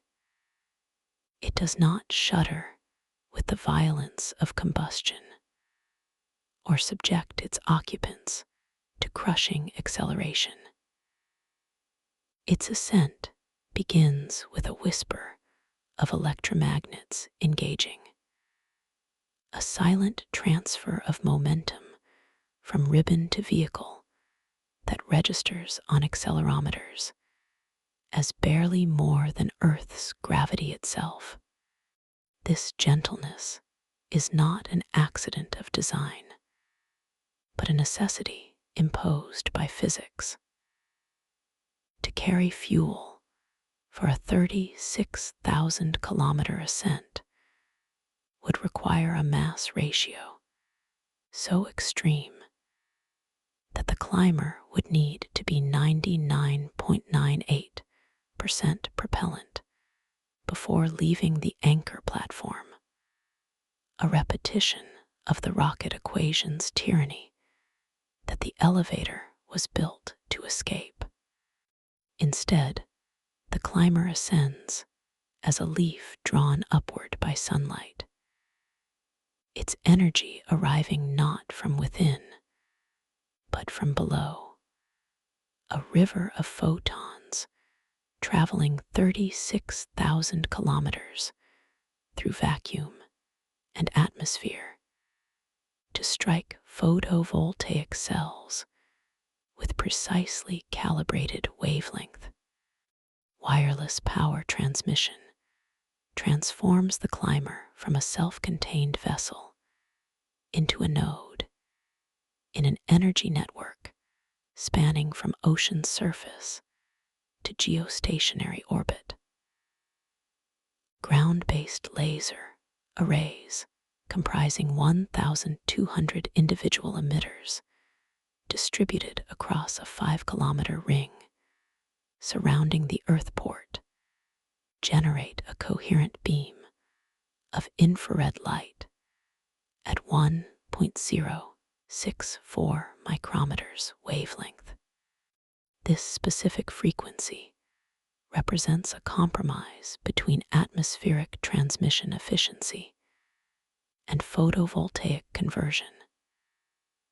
Shorter wavelengths scatter in the troposphere. Longer wavelengths suffer absorption by water vapor. The beam diverges at precisely 0.0 0.5 microradians, expanding to a 20-meter diameter spot by the time it reaches climbers ascending through the stratosphere. Adaptive optics systems, utilizing wavefront sensors measuring atmospheric distortion 10,000 times per second, continuously reshape the beam's phase profile to compensate for turbulence. A technology refined from astronomical observatories seeking to eliminate stellar twinkling. At the climber's zenith-facing surface, multi-junction photovoltaic cells convert 62% of incident photons into electrical current, the remainder dissipating as heat through radiative panels extending laterally from the vehicle's hull. The energy economics are starkly elegant.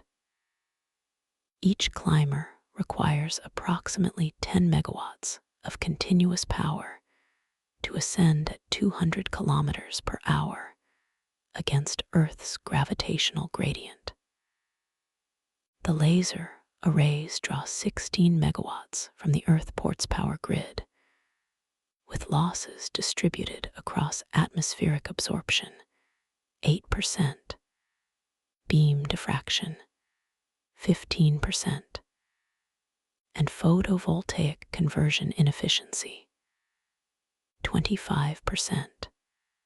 This 62% end-to-end efficiency dwarfs the 0.03% efficiency of chemical rockets, where 99.97% of energy content in propellants is wasted accelerating exhaust mass rather than payload.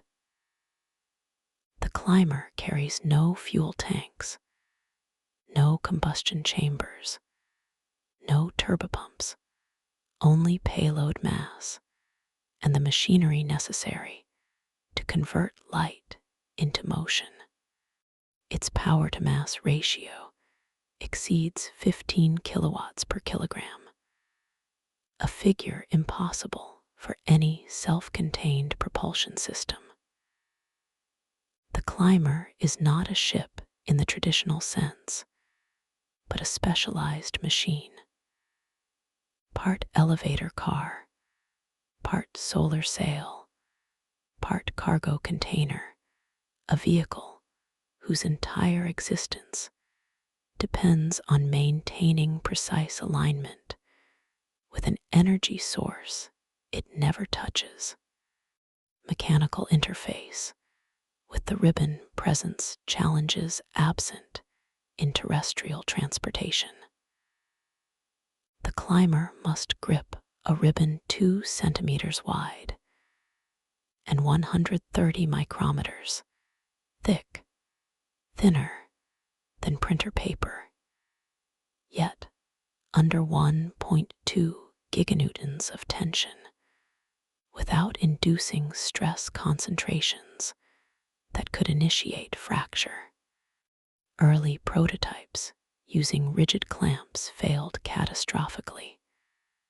Microscopic imperfections in clamp surfaces created pressure points exceeding the nanotube lattice's yield strength, causing localized bond failure that propagated as cracks.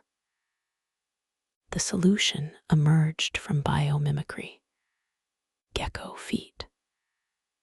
Van der Waals forces, not mechanical clamping, provide adhesion. The climber's gripping mechanism employs arrays of carbon nanofiber spatulae, microscopic projections terminating in tips 200 nanometers wide that conform to the ribbon's surface at atomic scale. Each square centimeter of contact area generates 10 newtons of adhesion through quantum mechanical attraction between electron clouds, requiring no compressive force. 6 independent gripping modules surround the ribbon, arranged in a hexagonal configuration, allowing continuous grip during module replacement, a necessity given that spatulae degrade after 500 hours of contact due to atomic scale abrasion. As one module disengages for maintenance, its neighbors increase adhesion force by 20%, maintaining total grip strength without interruption. The system achieves redundancy not through duplication, but through distributed responsibility, a principle borrowed from biological systems where failure of individual components does not compromise organismal integrity. Friction and heat management define the climber's thermal architecture. Though van der Waals adhesion generates negligible friction during steady ascent, acceleration and deceleration phases induce microscopic slip between spatulae and ribbon surface. At 200 kilometers per hour ascent velocity, this slip generates 18 kilowatts of waste heat concentrated along the ribbon interface. Simultaneously, solar flux in vacuum delivers 1.4 kilowatts per square meter to the climber's sunward surfaces. Without active cooling, temperatures would exceed 300 degrees C within minutes, sufficient to degrade nanofiber spatulae and compromise photovoltaic efficiency. The thermal control system employs a closed-loop ammonia heat pipe network, circulating through microchannels etched into the gripping modules. Ammonia's high latent heat of vaporization, 1.4 megajoules per kilogram, enables efficient heat transport to radiative panels coated with variable emissivity electrochromic surfaces. These panels adjust their infrared emissivity in response to thermal load. High emissivity mode, epsilon, equals 0.85 during ascent through sunlight.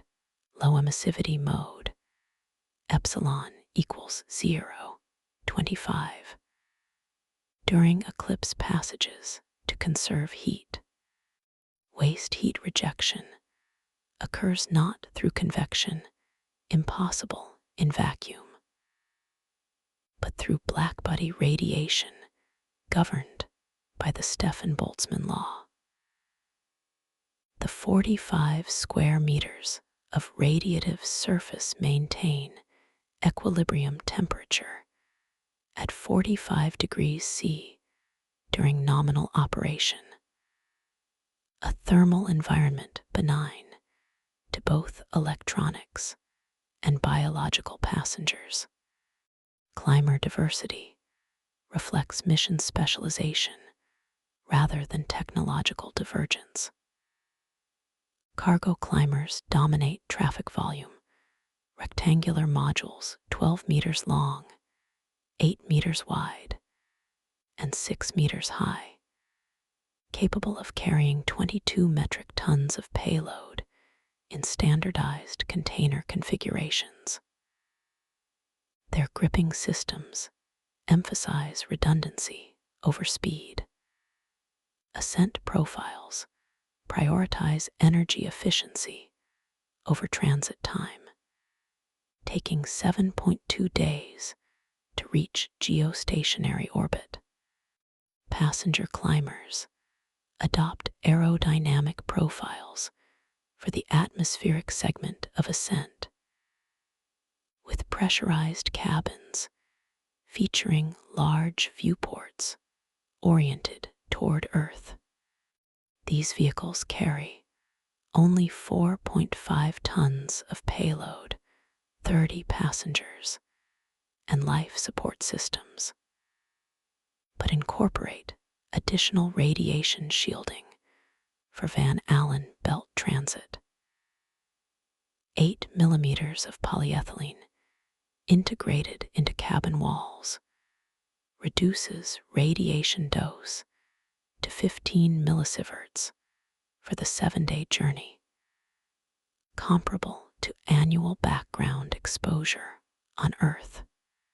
Specialized variants include orbital transfer vehicles that detach at GEO to carry payloads beyond geostationary orbit, and maintenance climbers housing repair crawlers that detach to patrol the ribbon for micrometeoroid damage. All share the same fundamental architecture: ribbon interface below, power reception array above, payload volume between a modular philosophy, enabling rapid reconfiguration for changing mission requirements. Traffic management transforms individual climbers into a synchronized system. The ribbon cannot support unlimited simultaneous ascents. Each climber's mass redistributes tension along the structure, potentially exciting resonant vibrational modes. Orbital dynamicists calculate maximum traffic density using finite element models simulating ribbon response to distributed loads. The solution emerges as a choreographed ascent pattern. Climbers depart the Earth port at 90-minute intervals, forming a train of vehicles spaced 300 kilometers apart vertically. As the lead climber approaches geostationary orbit, it decelerates gradually over 1,000 kilometers, allowing trailing vehicles to close spacing to 150 kilometers during the final approach, a density permitted by reduced tension gradients near the geostationary node. Descending climbers follow identical spacing protocols, but travel on the ribbon's opposite face, their mass partially counterbalancing ascending vehicles to minimize net tension variation. This counterflow system reduces total energy expenditure by 18%. Descending climbers act as counterweights, their gravitational potential energy partially offsetting the work required to lift ascending vehicles. The entire traffic pattern operates under autonomous control. Machine learning algorithms trained on decades of ribbon vibration data adjust individual climber acceleration profiles in real time to dampen emerging oscillations before they amplify. The ribbon becomes not a passive structure, but an active participant in its own stability, a cybernetic system where vehicles and infrastructure co-evolve their motion to maintain equilibrium. Energy recovery during descent completes the system's thermodynamic elegance. Descending climbers do not dissipate gravitational potential energy as heat through friction breaks, a waste unacceptable in an efficiency-optimized system.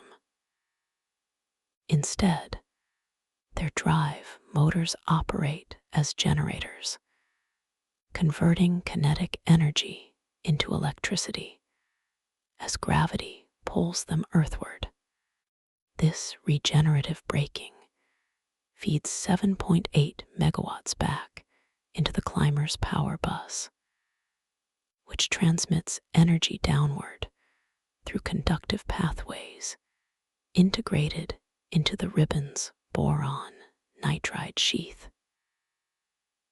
The returning current powers ascending climbers ahead in the traffic queue, creating a vertical energy circuit where descending mass subsidizes ascending mass. Only the differential energy, the 2.2 megawatts, representing net work against atmospheric drag and system losses, requires supplementation from ground-based lasers. Over a complete cycle of ascent and descent, the system achieves 86% energy recovery, transforming the elevator from an energy consumer into a near-closed thermodynamic loop. The ribbon itself becomes a power transmission line. Its dual function as structural element and electrical conductor, embodying the systems level integration that distinguishes infrastructure scale engineering from mere machinery. The climber's journey embodies a fundamental reordering of spaceflight's sensory experience. For 8 minutes, rocket passengers endure deafening noise, violent vibration, and crushing G-forces that restrict movement and speech. For 7 days, elevator passengers experience silence, broken only by life support hum, acceleration indistinguishable from Earth gravity, and a visual spectacle unfolding with glacial majesty. They witness the troposphere's weather systems as discrete entities rather than environments they inhabit. Observe the stratosphere's ozone layer as a faint blue luminescence at twilight. Watch the sky's color gradient shift through spectral bands as atmospheric depth diminishes. At 100 kilometers, the Kármán line, they do not cross a threshold marked by physical sensation, but by legal definition. The transition from aeronautics to astronautics occurs without ceremony. By 1,000 kilometers, Earth fills the viewport as a complete sphere, its curvature no longer an inference, but an observable geometry. The climber does not conquer space through violence, but joins it through patience. A vehicle whose speed is measured not in kilometers per second, but in kilometers per hour, whose ambition lies not in breaching the atmosphere, but in dwelling within it. This patience represents the elevator's philosophical revolution.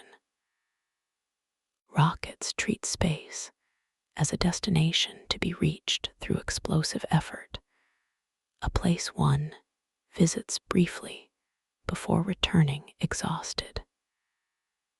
Climbers treat space as a medium to be traversed, a volume one passes through on journeys whose purpose lies beyond mere arrival. The climber is not an end, but a means, not a destination, but a conveyance. Its design reflects this humility. No command modules, no heroic control interfaces, no provisions for emergency maneuvers beyond controlled descent. It is a freight car for the solar system, a passenger train for the void, a machine whose greatness lies not in what it is, but in what it enables. As climbers ascend in silent procession, their laser-illuminated forms appearing as moving stars to terrestrial observers, they manifest a new relationship between humanity and the cosmos, not visitors arriving through violence, but residents traveling through grace. The climber does not carry us to space. It carries us through space, transforming the void from a barrier to be breached into a volume to be inhabited, a medium as navigable as ocean or atmosphere. And in that transformation lies the elevator's true promise.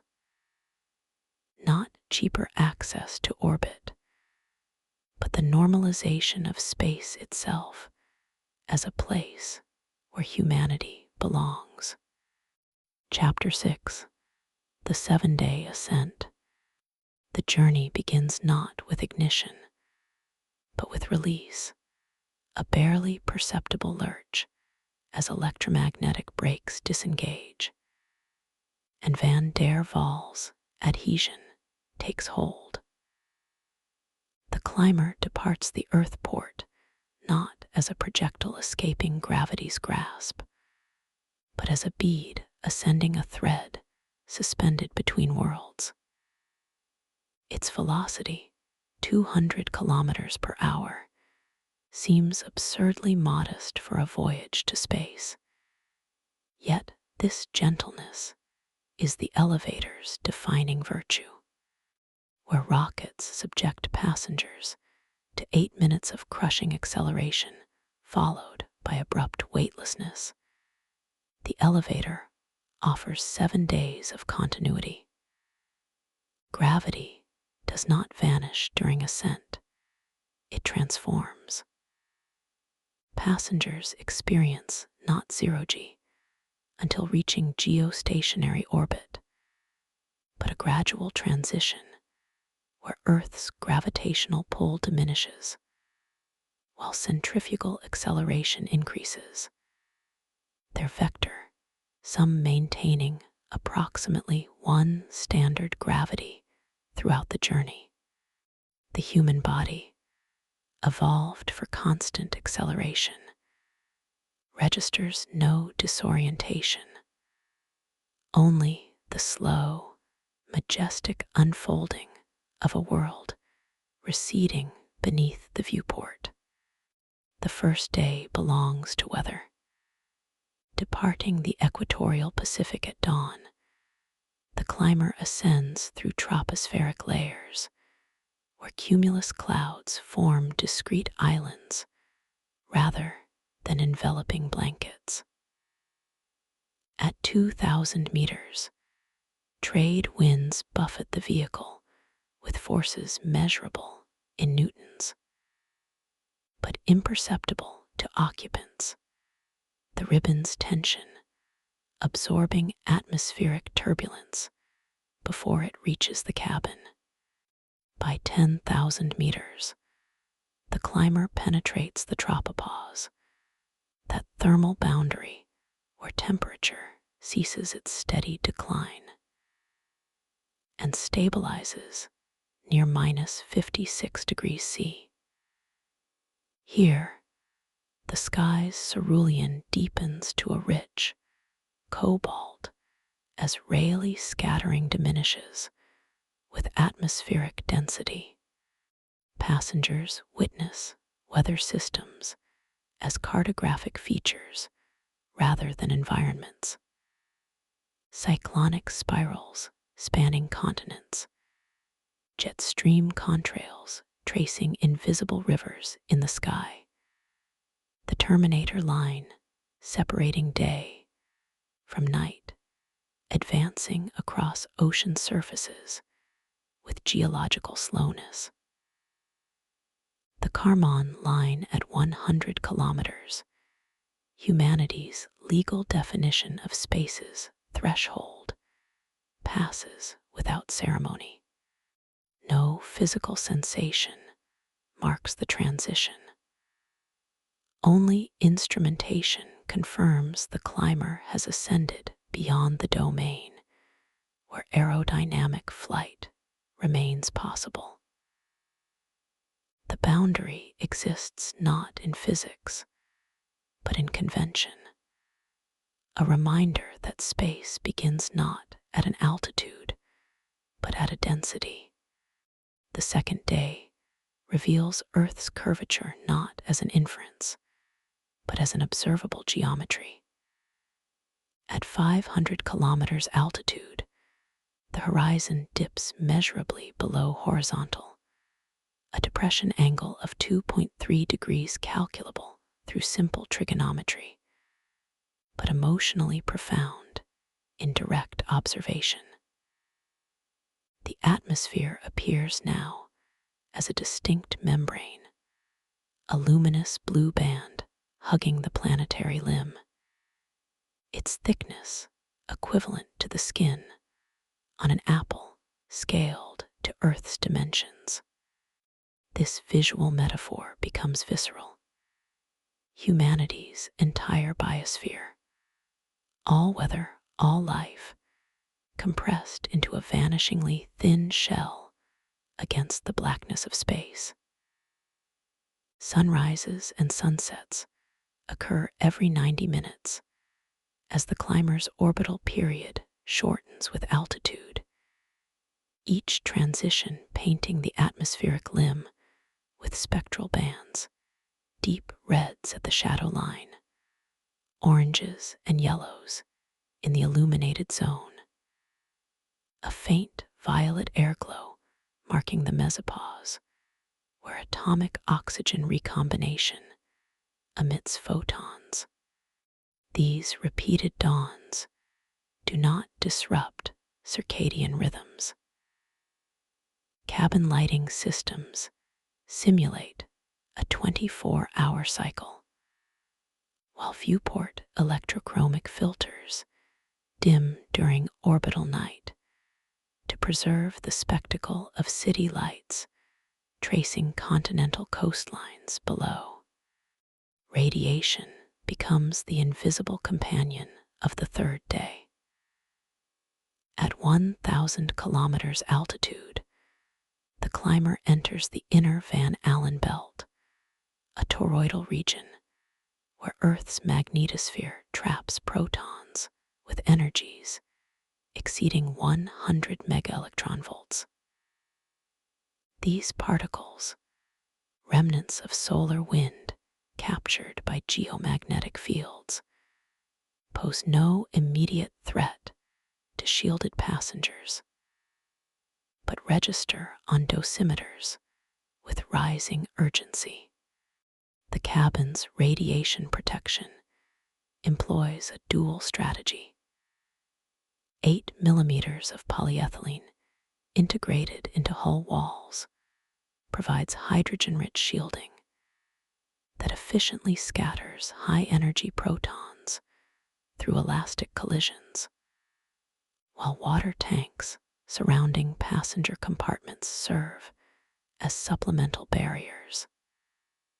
The same water consumed during the journey, gradually migrating from storage to waste systems, its mass continuously repositioned to maintain optimal shielding geometry.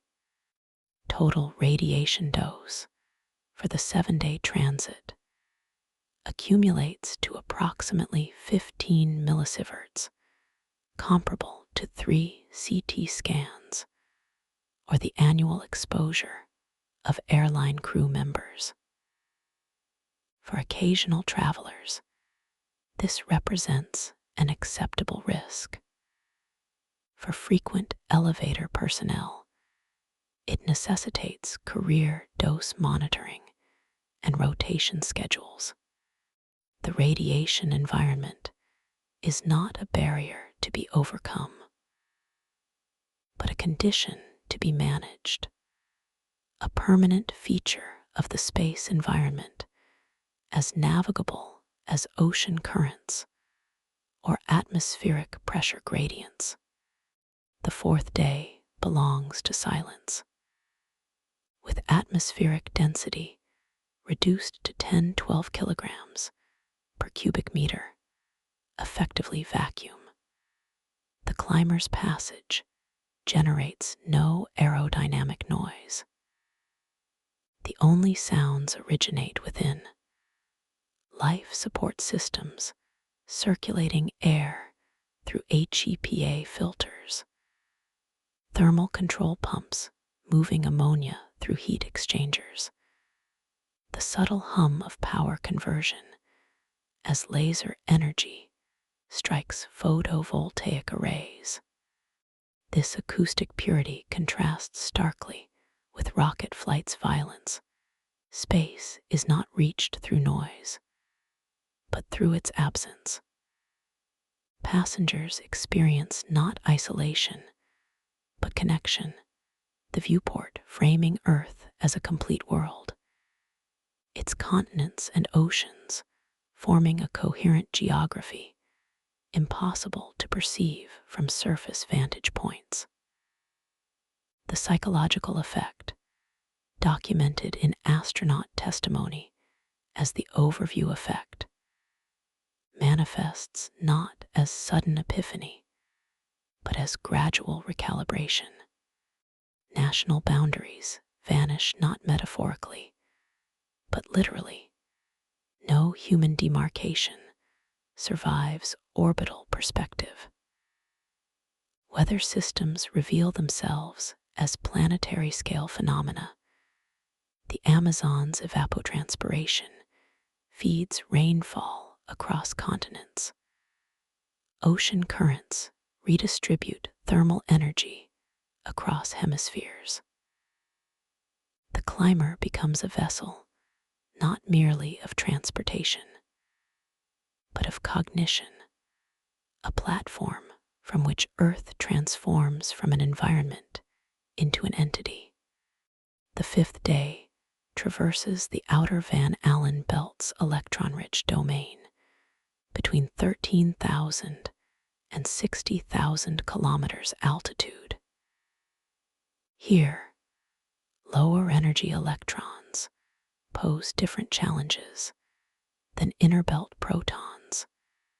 They penetrate hull materials more deeply, but deposit less energy per collision. The primary hazard becomes not acute radiation sickness, but cumulative damage to electronics through deep dielectric charging.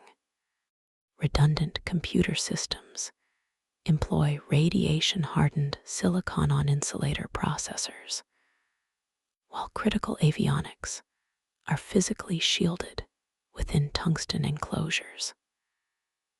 For passengers, the experience remains unchanged. Radiation is invisible, its management entirely automated. What changes is perspective. Earth now subtends only 15 degrees of arc, a brilliant marble against starfields, no longer washed out by atmospheric scattering. The Milky Way emerges as a textured river of unresolved stars, its dust lanes and stellar nurseries visible to the naked eye. Without atmospheric distortion or light pollution, celestial navigation becomes intuitive. Constellations retain their ancient configurations, but gain depth as nearby stars resolve from points into discernible disks. The climber's slow velocity, still merely 200 kilometers per hour relative to the ribbon, creates an illusion of cosmic stillness. Stars do not streak past. They hang fixed while Earth rotates beneath. A reminder that orbital motion is not speed through space, but participation in celestial mechanics. The sixth day approaches geostationary altitude, where gravitational acceleration and centrifugal force achieve equilibrium. Passengers experience the first subtle hints of weight transition, not sudden weightlessness, but a gradual lightening of objects, a softening of footfalls against cabin floors. At 35,000 kilometers, effective gravity measures 0.95 g. At 35,500 kilometers, 0.8 g. The climber's deceleration profile is meticulously calculated to synchronize arrival with this transition. By the time the vehicle docks at the GEO station, acceleration has diminished to microgravity levels indistinguishable from freefall. This gradual shift prevents the disorientation that plagues rocket crews experiencing abrupt transitions from high-G launch to weightlessness. The human vestibular system adapts continuously, its fluid-filled canals registering changes too gradual to trigger nausea or spatial confusion. By journey's end, passengers have not arrived in space. They have grown into it, their physiology adapting in parallel with their perspective. The seventh day culminates not in explosive docking, but in silent convergence. The geostationary station, a toroidal structure 1.2 kilometers in diameter, hangs motionless against the starfield, its rotation generating artificial gravity through centrifugal force for long-term inhabitants.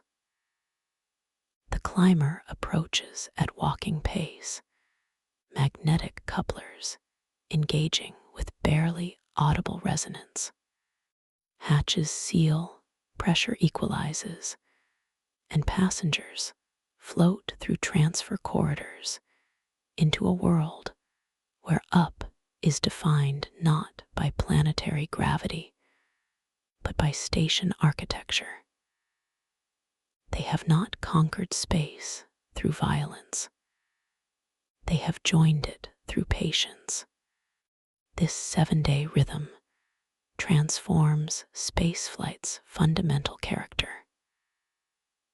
Rockets treat orbit as a destination reached through heroic effort, a place one visits briefly before the imperative of return. The elevator treats orbit as a medium traversed through continuity.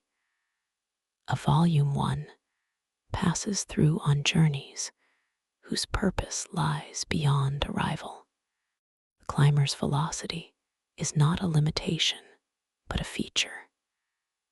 At 200 kilometers per hour, passengers witness atmospheric transitions as gradual processes rather than instantaneous boundaries. They observe orbital mechanics as continuous phenomena rather than discrete events. They experience space not as an alien environment to be endured, but as a volume to be inhabited. The journey's duration democratizes spaceflight not merely by reducing cost, but by eliminating physiological barriers. Elderly passengers, children, individuals with medical conditions that preclude high-G exposure, all can ascend. Astronaut ceases to be a profession requiring years of physical conditioning and becomes a status available to any traveler willing to book passage on a celestial train. The elevator's true revolution lies not in its engineering, but in its temporality. By stretching the ascent from minutes to days, it transforms space from a frontier to be breached into a landscape to be traversed. Passengers do not merely reach orbit, they pass through the atmospheric layers that sustain terrestrial life. Witness the magnetospheric shields that protect biosphere from solar radiation. Observe the orbital mechanics that govern satellite motion.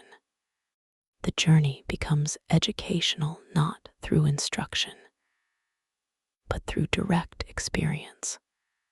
A week-long immersion in the physical realities that govern humanity's relationship with space. When space travel requires not specialized training, but merely time, space itself transforms from exclusive domain to common heritage. As the first generation of elevator passengers completes their ascent, they carry back not merely photographs, but recalibrated perspectives. They have seen Earth not as infinite resource, but as finite system, not as fragmented territories, but as integrated whole, not as humanity's entirety, but as cradle. The 7-day journey does not merely transport bodies to orbit, it transports consciousness beyond planetary parochialism. And in that transformation lies the elevator's deepest promise. Not cheaper access to space, but wiser inhabitants of Earth. The ribbon does not merely connect ground to orbit, it connects human perception to cosmic reality, a thread not of carbon nanotubes alone, but of understanding, woven slowly, patiently, across the 7 days it takes to leave childhood behind and step into the maturity of a spacefaring species. Chapter 7: The Geostationary Node. At precisely 35,786 kilometers above the equator, physics achieves perfect symmetry. Here, orbital velocity matches Earth's rotational period with mathematical exactitude: 23 hours, 56 minutes, 4 seconds, the sidereal day that defines our planet's true rotation relative to the fixed stars. An object at this altitude completes one revolution in perfect synchrony with the world below, hanging motionless over a single point on the equator as continents drift beneath it at 1,670 kilometers per hour. This is geostationary orbit, not a location in space, but a dynamic equilibrium where centrifugal acceleration precisely balances gravitational attraction. The geostationary node does not orbit Earth, it rotates with Earth, a fixed point in the rotating reference frame, the fulcrum upon which the entire elevator system pivots. Every kilogram of mass accumulated here becomes part of the counterweight system, its outward pull maintaining tension along the ribbon's entire length. The node is not merely a destination, but a functional component, a mass reservoir transforming cargo into structural integrity. The station's architecture reflects its dual nature as both habitat and machine. A toroidal ring 1.4 kilometers in diameter rotates at 2.1 revolutions per minute, generating 0.98 g of artificial gravity through centrifugal acceleration, sufficient to maintain human physiology during extended stays while minimizing Coriolis effects that induce nausea at higher rotation rates. The torus houses permanent crew quarters, hydroponic farms producing 40% of the station's caloric requirements, and industrial bays where raw materials arriving from Earth undergo initial processing before transfer to deep space vessels. Suspended at the torus's geometric center, the true geostationary point, where net acceleration vanishes, hangs the core complex, a non-rotating structure housing the ribbon interface, orbital transfer docks, and the station's command center. This separation of rotating and non-rotating sections solves a fundamental engineering paradox. The ribbon must remain stationary relative to Earth's surface to maintain tension equilibrium, while human habitats require artificial gravity for long-term occupancy. Magnetic bearings at the interface transfer structural loads between sections while permitting independent rotation, a mechanical solution as elegant as the orbital mechanics it serves. The ribbon's passage through the core complex represents the system's most critical interface. Unlike the Earth port's gimbaled anchor, the GEO attachment must accommodate not lateral motion, but longitudinal expansion. Thermal cycling between sunlight and eclipse induces length variations of up to 800 meters along the ribbon's 100,000 kilometer span, a strain that would fracture rigid connections. The solution emerges from civil engineering's oldest principle: expansion joints. The ribbon passes through a series of nested carbon nanotube sleeves, each sliding telescopically within the next during thermal transients. Hydraulic dampers filled with magnetorheological fluid convert expansion energy into heat dissipated through radiative panels, preventing oscillatory rebound that could excite resonant frequencies. Strain gauges positioned at 100-meter intervals monitor tension with micronewton precision, feeding data to the station's control algorithms that adjust climber traffic flow to compensate for thermal-induced tension variations.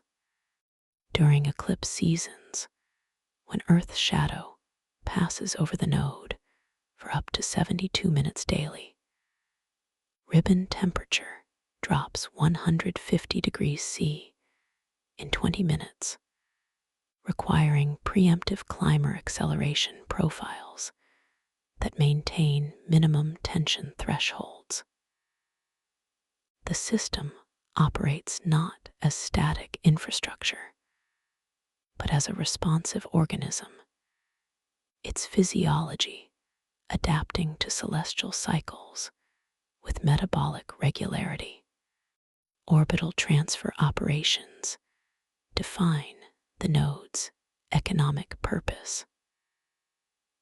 Climbers arriving from Earth dock at the core complex's zenith-facing port, their payloads transferred via robotic arms to waiting vessels in the orbital docks. These transfer vehicles fall into three categories: geosynchronous satellites, requiring minimal delta V for final positioning; vessels bound for lunar orbit, utilizing the elevator's altitude advantage to reduce translunar injection energy by 65%; and interplanetary craft departing for Mars, asteroids, or Lagrange points. The energy savings are not merely economic, but transformative. Launching from GEO requires only 1.5 kilometers per second of delta V to reach Mars transfer orbit, compared to 14 kilometers per second from Earth's surface. This reduction eliminates the need for multi-stage rockets and cryogenic propellant storage. Transfer vehicles become single-stage craft with 80% payload fractions rather than 2%. The node functions as a cosmic customs house where Earth's gravity well ends, and the solar system's transportation network begins a threshold where the tyranny of the rocket equation finally relaxes its grip. Industrial activity within the node exploits microgravity and vacuum as production resources rather than obstacles to overcome. Crystal growth facilities produce semiconductor wafers with defect densities impossible under terrestrial gravity. Convection currents that disrupt atomic lattice formation vanish in weightlessness, yielding silicon crystals with electron mobilities 40% higher than Earth-manufactured equivalents. Pharmaceutical laboratories synthesize protein crystals for drug development, their molecular structures resolving with atomic precision unattainable in ground-based facilities. Most significantly, the node hosts the first orbital foundries, electromagnetic induction, furnaces melting asteroid-derived metals delivered by prospecting vessels, casting components for deep space infrastructure without atmospheric contamination.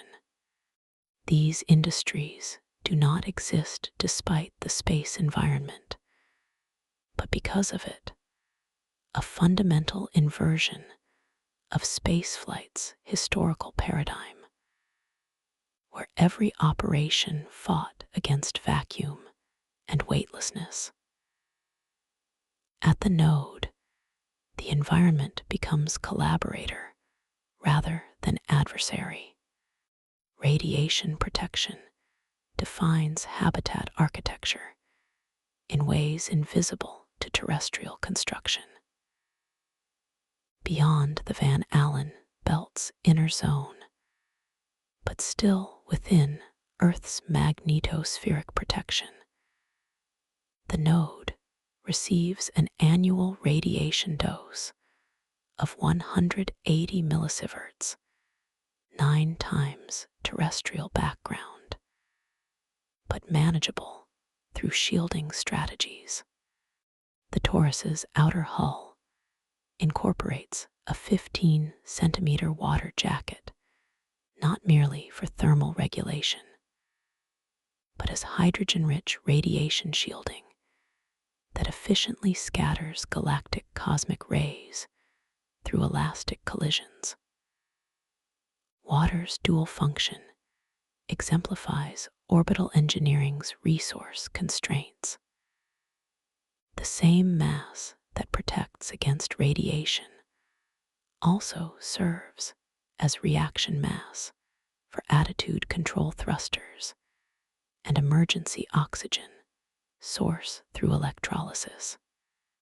During solar particle events, coronal mass ejections, accelerating protons to relativistic velocities, the entire crew retreats to the core complex's storm shelter, a chamber surrounded by 40 centimeters of polyethylene and equipment mass that reduces dose rates by 95%. These events occur predictably.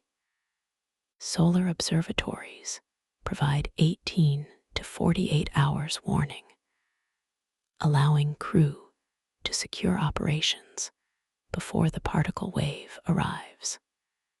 Radiation is not an existential threat, but a manageable environmental factor, like terrestrial weather requiring preparation, but not preventing habitation.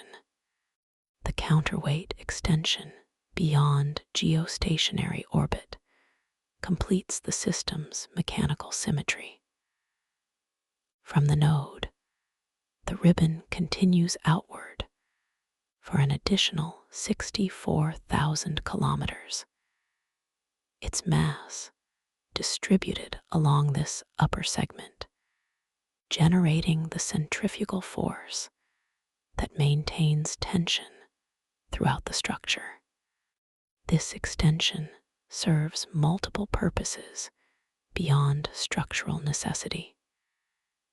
Its outer terminus hosts a gravitational wave detector array whose 100,000 kilometer baseline provides sensitivity impossible for Earth-based instruments.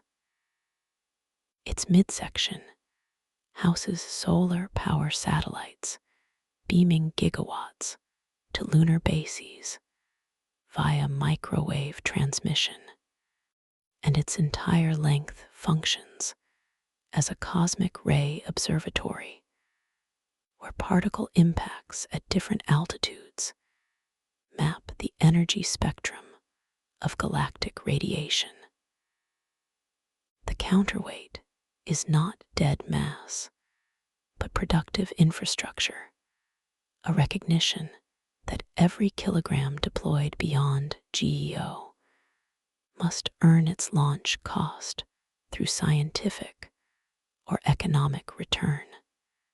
Even the ribbon's tapering profile reflects this philosophy. Cross-sectional area diminishes with altitude according to tension requirements, minimizing mass while maintaining safety factors above 2.5 across all operational scenarios.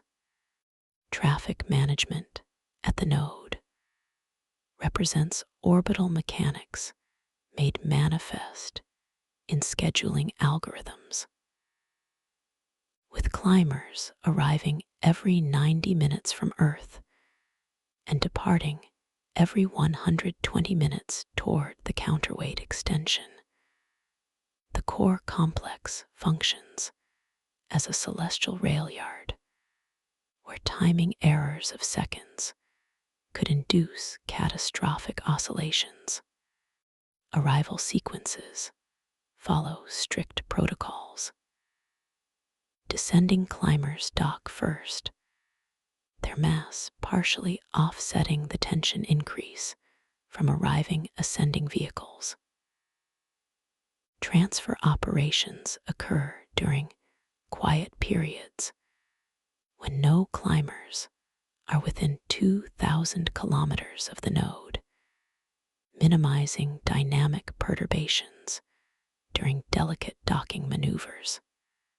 The entire traffic pattern operates under predictive control.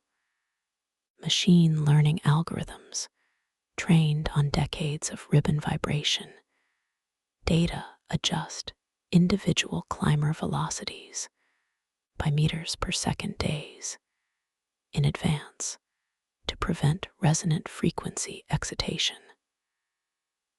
The node does not merely host traffic, it conducts it. Its control systems translating celestial mechanics into choreographed motion, where vehicles and infrastructure move as a single coordinated entity. The psychological dimension of habitation at GEO remains poorly understood despite decades of research. Crew members experience neither Earth's constant gravity nor deep space's unrelenting weightlessness, but a hybrid environment where gravity emerges from rotation, while the planet hangs fixed in the viewport, a cognitive dissonance absent in both terrestrial and lunar habitats. The unchanging view of Earth below, always the same equatorial region centered on the Pacific doldrums, creates a peculiar form of spatial anchoring. Crew develop mental maps, not of orbital motion, but of planetary rotation, tracking weather systems and daylight progression across the disk below as temporal markers. This fixed perspective fosters a unique relationship with Earth, not the overview effect's detached awe, but an intimate familiarity with a single planetary region, observed continuously across seasons and years. Crew report developing emotional connections to weather patterns, ocean currents, and even human activity, visible as nocturnal lighting patterns, a form of planetary intimacy impossible for low-orbit astronauts experiencing 16 sunrises daily. The node's vulnerability to orbital debris represents its most persistent operational challenge. While the Earth port dodges debris through lateral maneuvers, the node's geostationary position offers no such option. Its location is defined by physics, not choice. The solution lies in active defense, a constellation of 24 interceptor satellites positioned in inclined orbits above and below the geostationary plane, each carrying nets and harpoons to capture debris larger than 10 centimeters.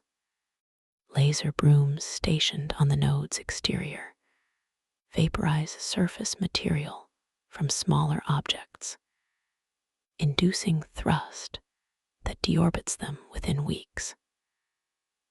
Most critically, the ribbon itself incorporates autonomous repair crawlers, spider-like robots patrolling the structure continuously, their sensors detecting micrometeoroid impacts within milliseconds and deploying nanotube feedstock to weave replacement strands before stress concentrations can propagate.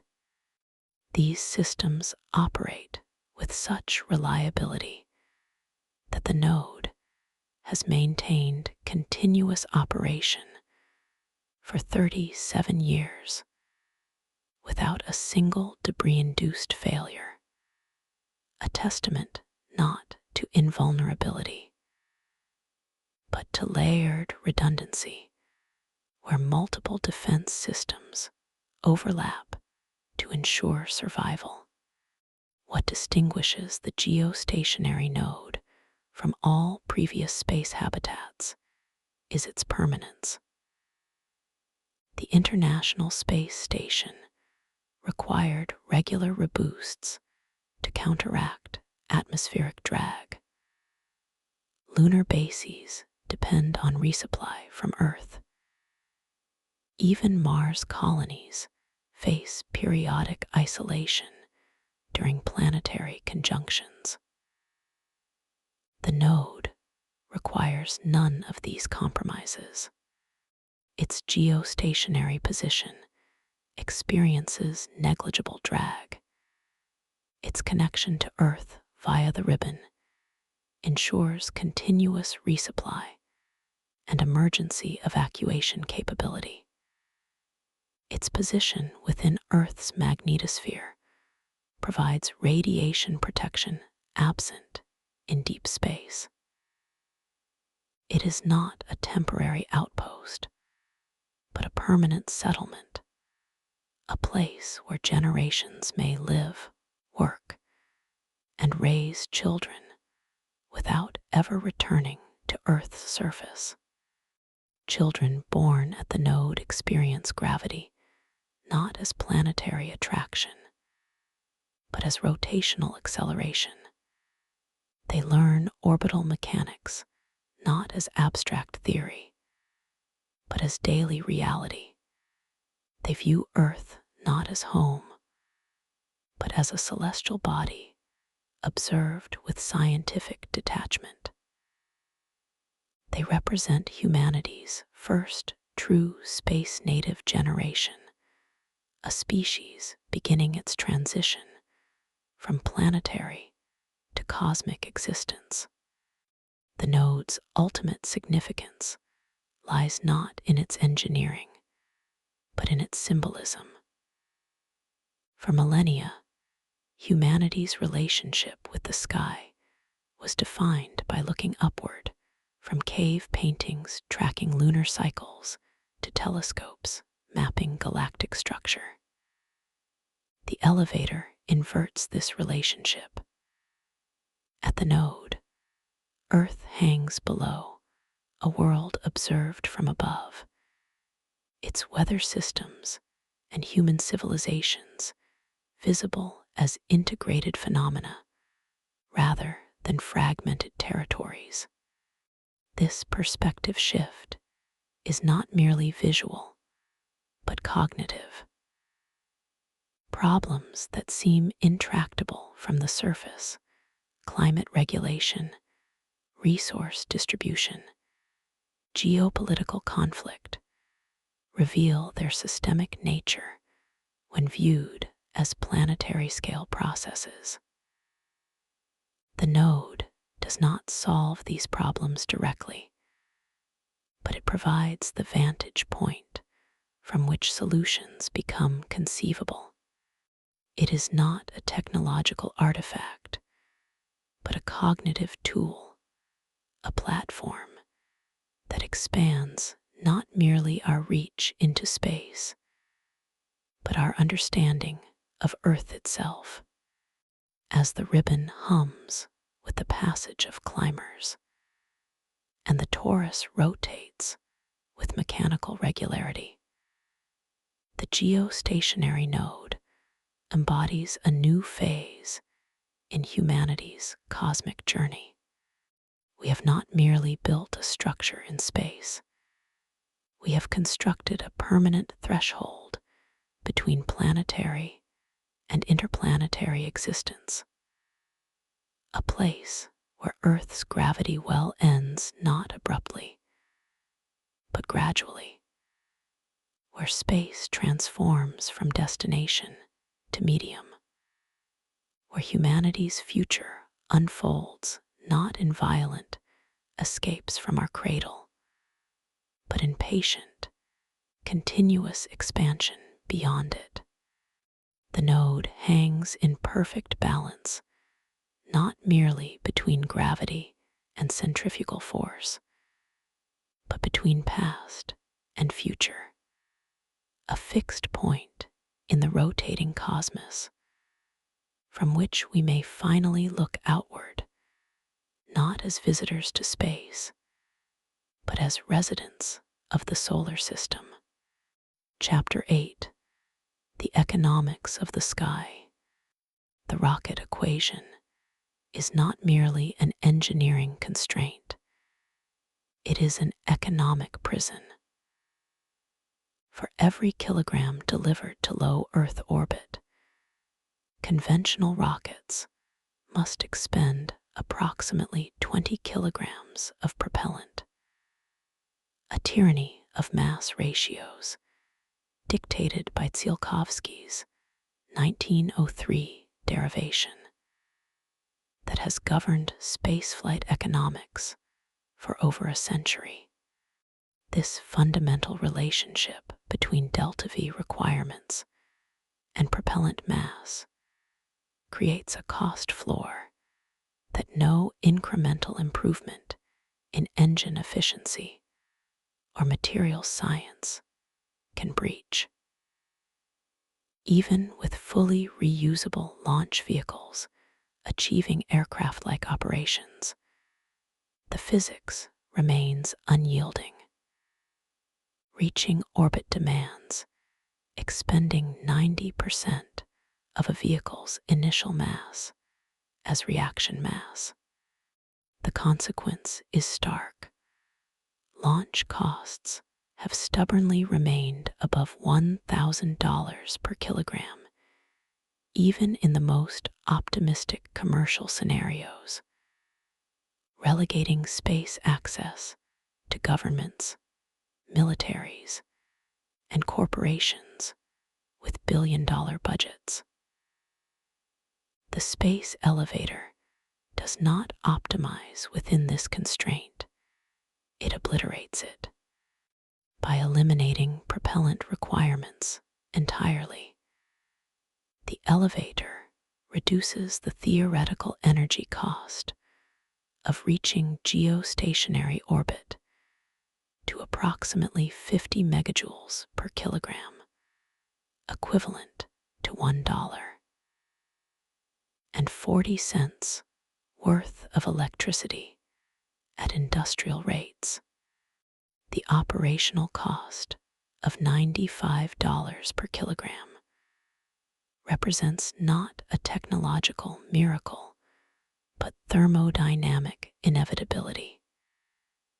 The difference between fighting gravity with explosive force and ascending through it with patient grace.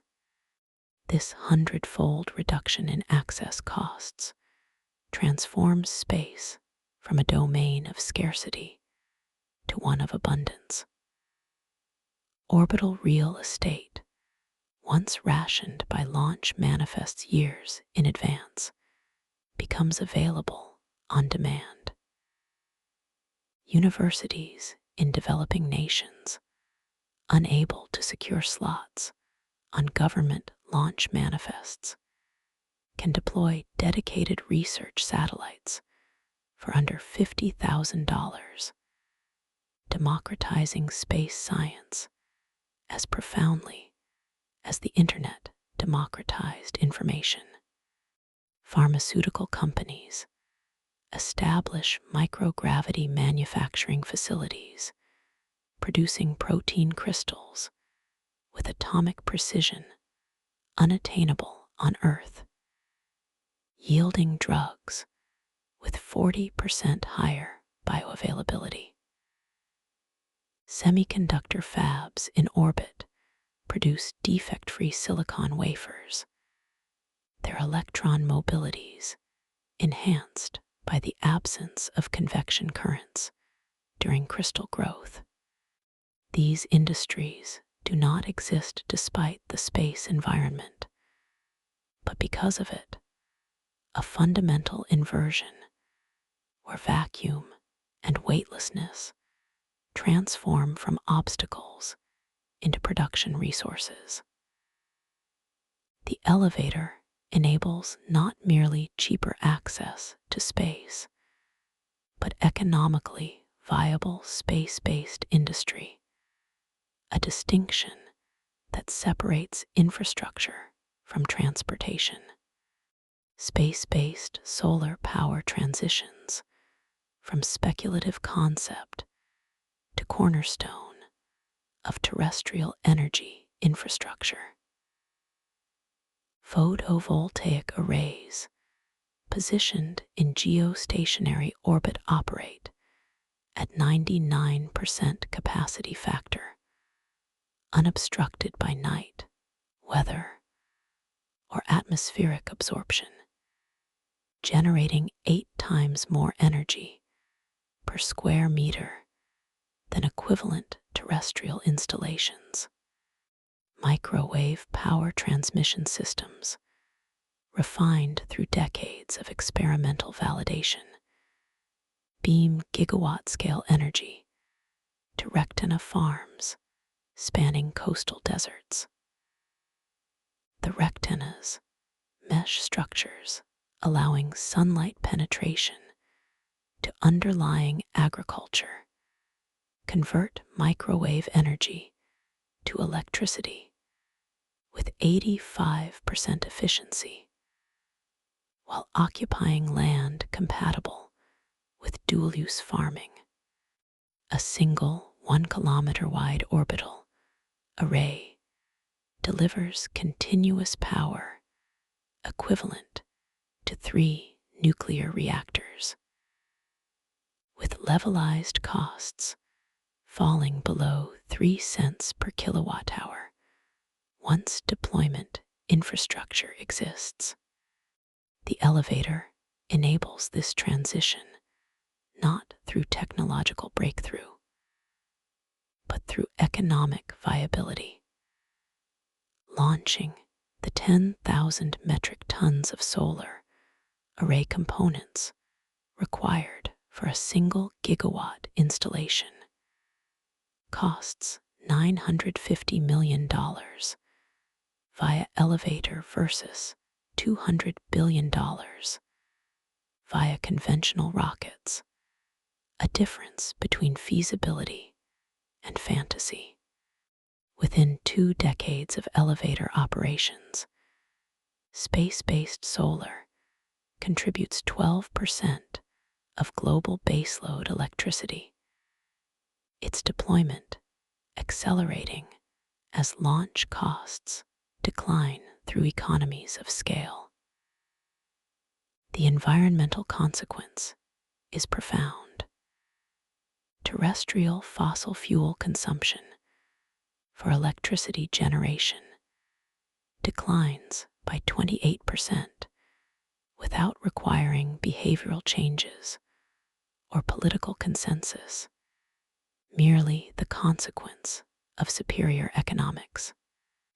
Asteroid mining follows a similar trajectory from impossibility to inevitability. Near-Earth asteroids contain platinum group metals in concentrations exceeding terrestrial ores by factors of 10 to 100. A single 500-meter carbonaceous chondrite may hold $50 billion worth of platinum, cobalt, and rare earth elements, yet the business case remained theoretical, while launch costs exceeded the value of returned materials. The elevator inverts this equation. Transfer vehicles departing from the geostationary node require only 3.2 kilometers per second of delta V to reach near-Earth asteroids versus 14 kilometers per second from Earth's surface, a reduction that transforms mission architecture. Single-stage craft with 75% payload fractions replace multi-stage rockets with 2% payload fractions. Water extracted from carbonaceous asteroids provides not merely life support, but reaction mass for orbital maneuvering, enabling a closed-loop economy where propellant is mined in space rather than launched from Earth. The first commercial asteroid mining operation, established 17 years after elevator completion, returns its initial $4.2 billion investment within 18 months through platinum group metal deliveries. Within a decade, asteroid-derived materials supply 40% of global rare earth element demand, eliminating geopolitical constraints on electronics manufacturing and renewable energy infrastructure. The elevator does not create these resources. It merely removes the economic barrier, preventing their utilization. A reminder that scarcity is often not absolute, but logistical. The infrastructure comparison to historical transportation revolutions proves illuminating. The Suez Canal, completed in 1869 at a cost equivalent to $400 million in contemporary dollars, reduced Europe-Asia shipping distances by 7,000 kilometers. Its economic impact was not merely the toll revenue collected, but the transformation of global trade patterns, enabling just-in-time manufacturing, perishable goods transport, and economic integration that defined the modern era. Similarly, the Transcontinental Railroad did not merely transport passengers across North America. It enabled agricultural specialization, resource extraction, and demographic shifts that reshaped a continent's economy. The space elevator functions as the Suez Canal of the solar system, not primarily as a revenue generator through climber fares, but as an enabler of economic activity that would otherwise remain impossible. Its $280 billion construction cost represents not an expense, but an investment with compound returns. Every kilogram launched enables additional infrastructure whose value exceeds launch costs by orders of magnitude. The elevator becomes a loss leader in the most profound sense, not losing money, but deliberately pricing access below marginal cost to catalyze an entire economic ecosystem. Developing nations experience disproportionate benefits from this democratization. Countries without indigenous launch capabilities, representing 95% of humanity, gain equitable access to space not through international cooperation, but through market mechanisms. A university in Kenya deploys a constellation of agricultural monitoring satellites for $2.3 million, optimizing irrigation across the Rift Valley and increasing crop yields by 22%. Bangladesh establishes orbital manufacturing facilities, producing high-purity optical fibers impossible to manufacture terrestrially, transforming its economy from textile exports to advanced materials. These developments occur not through foreign aid or technology transfer, but through participation in a global market where access costs have fallen below institutional budget thresholds. The elevator does not eliminate economic inequality, but it removes space access as a dimension of that inequality, a subtle but profound distinction. For the first time in history, orbital infrastructure becomes as accessible to a landlocked developing nation as to a spacefaring superpower, a leveling of the cosmic playing field with implications for global power structures.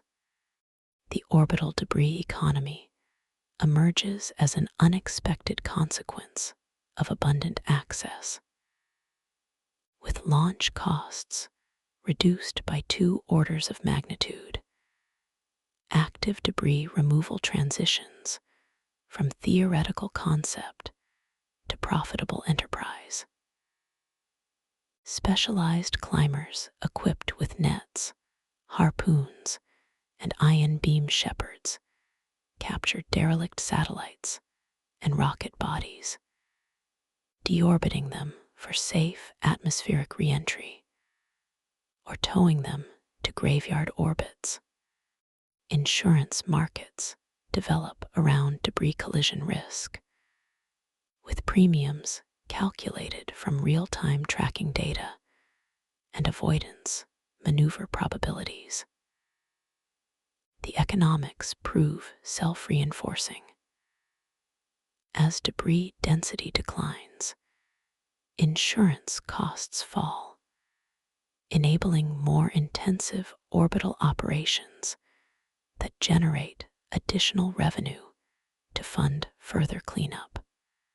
Within 30 years of elevator operations, the low Earth orbit environment achieves debris densities lower than pre-2000 levels, despite a tenfold increase in active satellites, a demonstration that environmental sustainability in space requires not restraint, but economic mechanisms aligning profit with stewardship.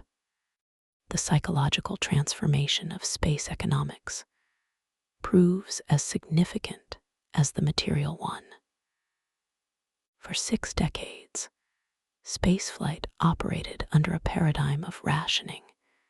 Every kilogram launched required justification through scientific merit, national prestige, or military necessity. Mission planners practiced mass budgeting with religious fervor, shaving grams from components through exotic materials and heroic engineering. The elevator ends this austerity. Engineers design spacecraft for reliability and maintainability rather than minimal mass. Redundancy becomes standard rather than luxury. Components are replaced rather than repaired. This shift mirrors aviation's evolution from the Wright flyer's fragile minimalism to modern commercial aircraft's robust redundancy, a transition enabled not by new physics, but by economic abundance. When mass ceases to be the primary constraint, engineering creativity redirects toward longevity, safety, and functionality. Spacecraft designed for 30-year operational lifetimes replace those built for 90-day missions. Orbital infrastructure transitions from disposable to permanent, a psychological shift as profound as the economic one.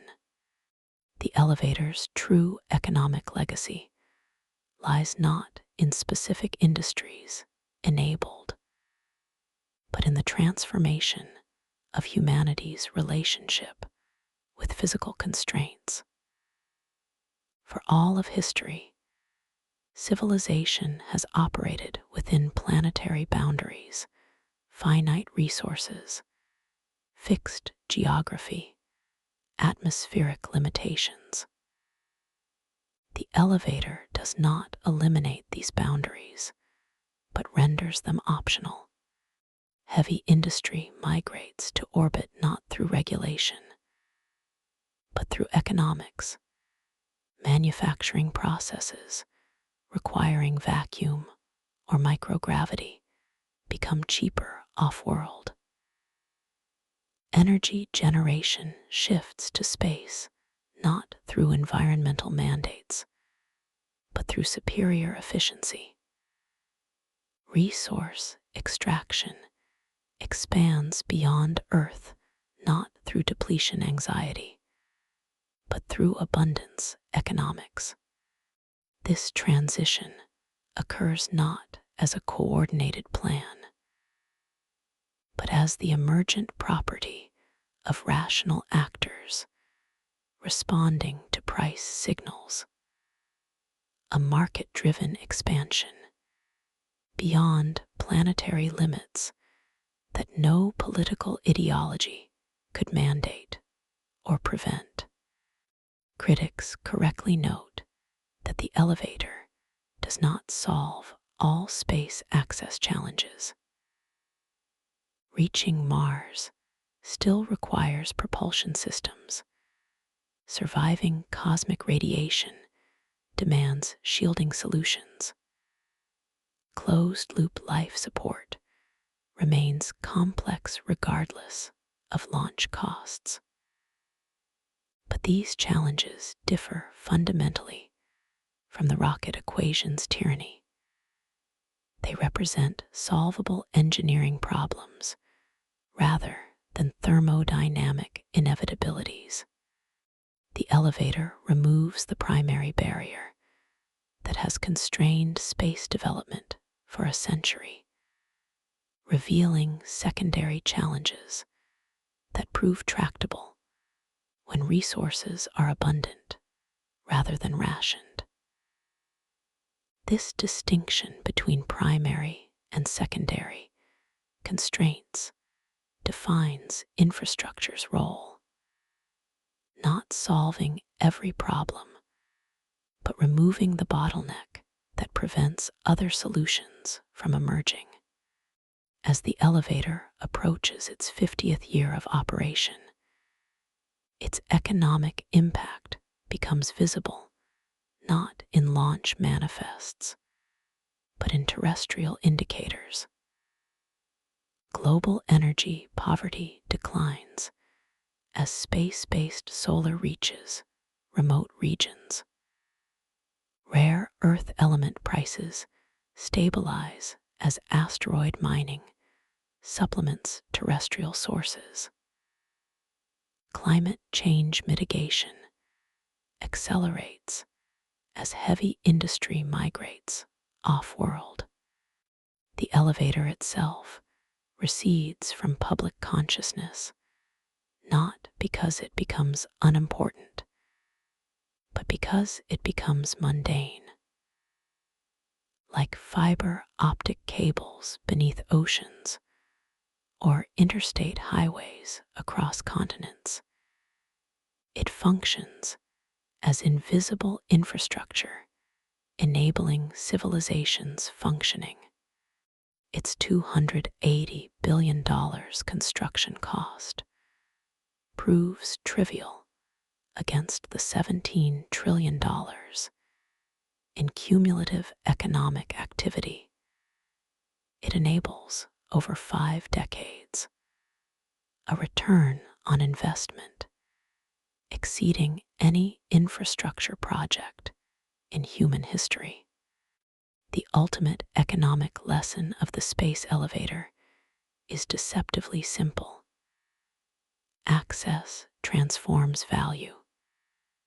Resources worthless because unreachable become valuable when accessible. Environments hostile because expensive to reach become habitable when affordable. Frontiers distant because rationed become proximate when abundant. The elevator does not create new physics or discover new resources. It merely changes the price of admission to the cosmos. And in that price, change lies the difference between space as exclusive domain and space as common heritage, between humanity as planetary species and humanity as spacefaring civilization. The ribbon hanging from geostationary orbit represents not merely a transportation system, but an economic phase transition, a threshold where the solar system shifts from theoretical resource to practical reality. When the cost of reaching orbit falls below the cost of a transatlantic flight, space ceases to be a destination for the privileged few and becomes a domain for the many, a transformation not of technology, but of economics. And economics, history demonstrates, changes everything. Chapter 9: The Gateway to the Solar System. The space elevator's true purpose reveals itself not at geostationary orbit, but beyond it. For all its elegance in solving Earth-to-orbit transportation, the ribbon's ultimate significance lies in its function as a celestial slingshot, a structure that transforms departure from Earth from an act of violent expenditure into one of graceful release. At the geostationary node, orbital velocity matches Earth's rotational speed at precisely 3.07 kilometers per second. But the ribbon continues upward, its velocity increasing linearly with distance from Earth's center due to conservation of angular momentum. At 50,000 kilometers altitude, a climber moves at 4.1 kilometers per second. At 100,000 kilometers, the counterweight terminus velocity exceeds 5.3 kilometers per second. This exceeds Earth's escape velocity of 4.2 kilometers per second at that altitude. A vessel releasing from the ribbon's upper extension does not fire engines or consume propellant. It simply lets go, converting its inherited rotational velocity into a hyperbolic trajectory that carries it toward the Moon, Mars, or the asteroid belt with zero initial delta-v expenditure. The elevator does not merely reach space. It provides the first leg of an interplanetary journey without burning a single kilogram of fuel. This orbital mechanics advantage transforms mission architecture at a fundamental level. Conventional Mars missions require 14 kilometers per second of total delta-v from Earth's surface, 9.4 km/s to reach low Earth orbit, 3.6 km/s for transmars injection, and 1 km/s for mid-course corrections. The elevator eliminates the first 9.4 km/s entirely. A climber ascending to the counterweight terminus inherits sufficient velocity that, releasing at precisely calculated moments, provides transmars injection with only 0.8 kilometers per second of additional propulsion, typically delivered by efficient ion thrusters operating over weeks rather than chemical rockets firing for minutes. The mass ratio equation inverts dramatically, where conventional missions require 94% of initial mass as propellant. Elevator-launched vessels achieve 85% payload fractions. A single climber carrying 20 metric tons from Earth's surface can deliver 17 tons to Mars' orbit, the equivalent of 3 conventional heavy-lift rocket launches, consolidated into one elevator ascent. The economic implication is transformative. Interplanetary travel shifts from national prestige projects requiring decades of budgetary commitment to commercial operations with quarterly profit expectations. The moon becomes not a destination requiring heroic effort, but a logistical waypoint. At 384,000 kilometers distance, lunar transfer requires merely 3.2 kilometers per second of delta V from the counterweight terminus, a maneuver achievable through brief ion thruster burns, or even passive trajectory shaping using solar radiation pressure on deployable sails. More significantly, the moon itself possesses conditions permitting elevator construction with existing materials. With surface gravity 1/6 of Earth's and no atmosphere to induce drag or weathering, the specific strength requirement for a lunar space elevator drops to approximately 3,000 kilonewtons per kilogram, well within the capabilities of modern aramid fibers like Kevlar or ultra-high molecular weight polyethylene. The anchor point need not be on the lunar surface itself. Instead, the ribbon extends from a docking station positioned at the Earth-Moon L1 Lagrange point, a gravitational equilibrium where Earth and lunar gravity balance down to a base in the Shackleton crater at the lunar South Pole. This configuration provides continuous sunlight for solar power generation, while accessing water ice deposits essential for life support and propellant production.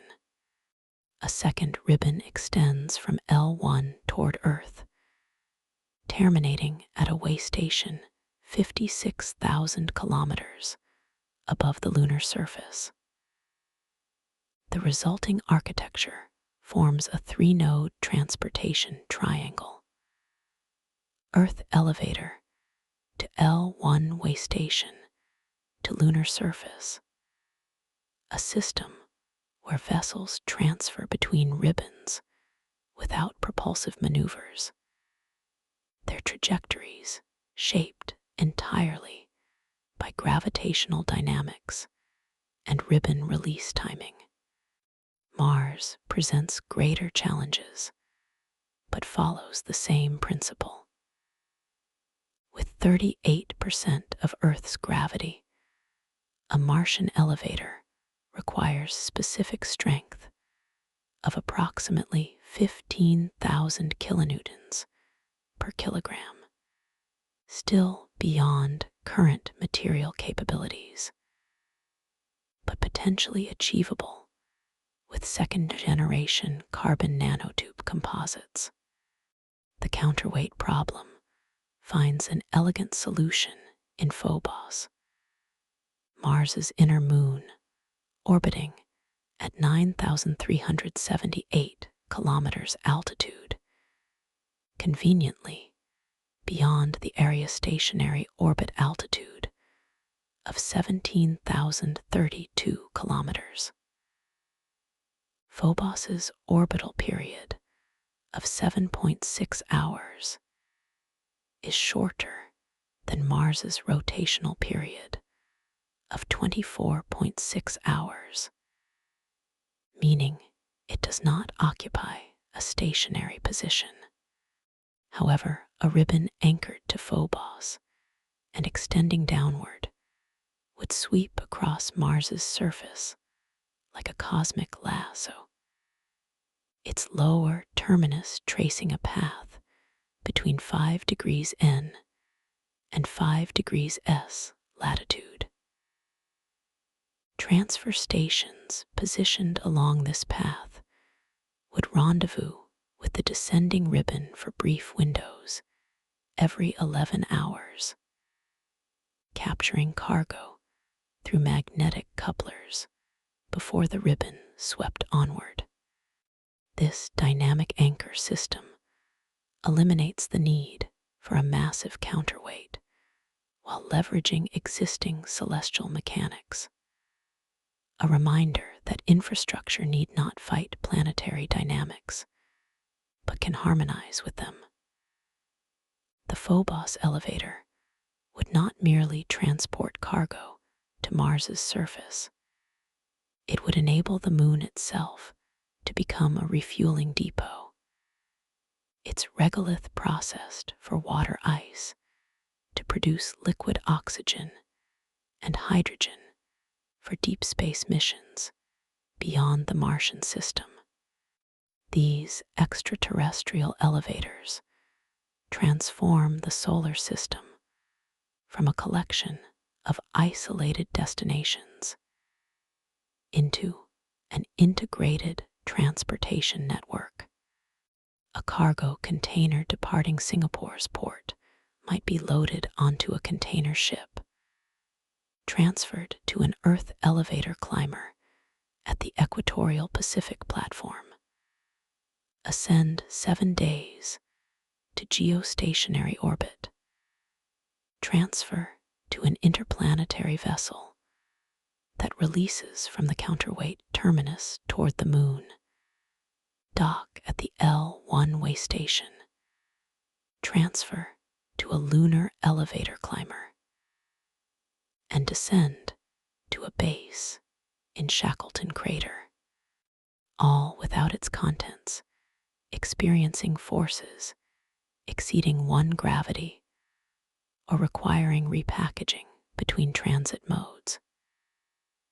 This seamless logistics chain mirrors terrestrial containerization's revolution in global trade, where standardized boxes move between ships, trains, and trucks without unloading. The solar system becomes navigable not through faster propulsion, but through infrastructure that eliminates mode transitions, the most costly and failure-prone elements of transportation systems.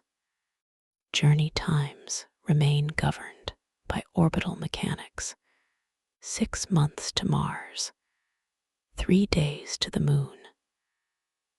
But reliability approaches terrestrial shipping levels, with 99.7% on-time departure rates and cargo survival rates exceeding 99.99%. The economic consequences cascade through resource utilization patterns.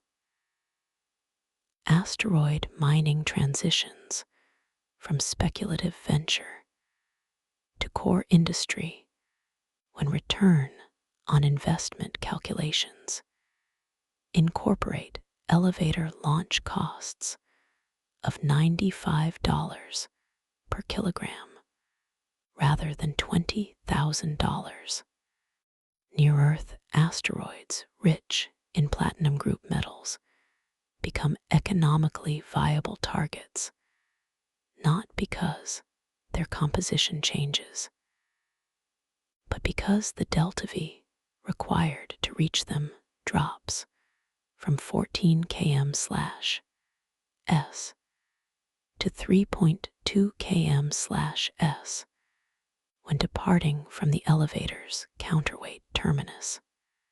Water-rich carbonaceous chondrites transform from scientific curiosities into strategic assets, their extracted hydrogen and oxygen, providing propellant for vessels operating throughout the inner solar system. This creates a positive feedback loop. Asteroid-derived propellant enables more frequent missions, which fund additional mining operations, which expand propellant reserves.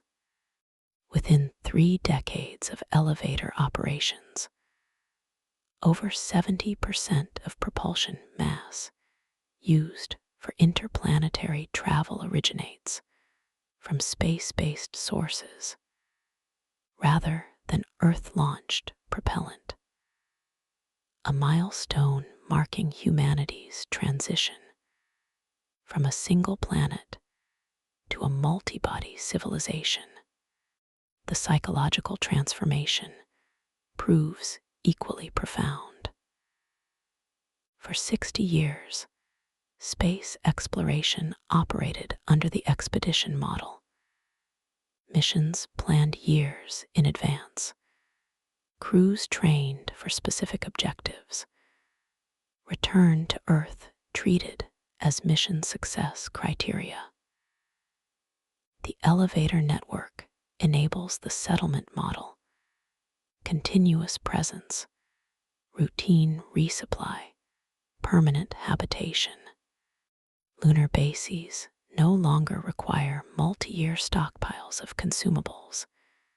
They receive weekly deliveries via the L1 way station.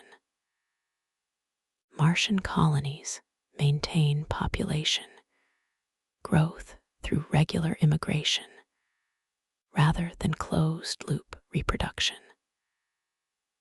The concept of stranded loses meaning when evacuation options exist on predictable schedules. This reliability enables risk-taking impossible under expedition constraints. Experimental habitats can be deployed with confidence that failure modes include retreat rather than catastrophe. Scientific outposts can occupy hazardous but scientifically valuable locations, knowing resupply arrives monthly. Settlement becomes not an act of heroic commitment, but a rational choice, comparable to relocating to a remote terrestrial region with reliable transportation links. Orbital infrastructure evolves to support this network. Fuel depots positioned at Earth-Moon L2 store water ice mined from lunar poles, electrolyzed into hydrogen and oxygen for vessels departing toward Mars or the asteroid belt. Manufacturing facilities at the geostationary node produce solar sails from asteroid-derived aluminum, their ultra-thin films providing propulsion without propellant consumption for inter-system transfers. Communications relays positioned along the elevator ribbon provide continuous broadband connectivity between Earth and deep space assets, a necessity when latency exceeds 20 minutes for Mars communications. These facilities do not exist as isolated outposts, but as integrated components of a transportation ecosystem where each node's function complements others. The Earth elevator provides access. The lunar elevator provides resources. The Martian elevator provides destination infrastructure. And the counterweight terminus provides departure velocity. The solar system becomes not a frontier to be conquered, but a volume to be inhabited, a space where humanity's presence extends not through repeated acts of exploration, but through permanent, self-sustaining infrastructure.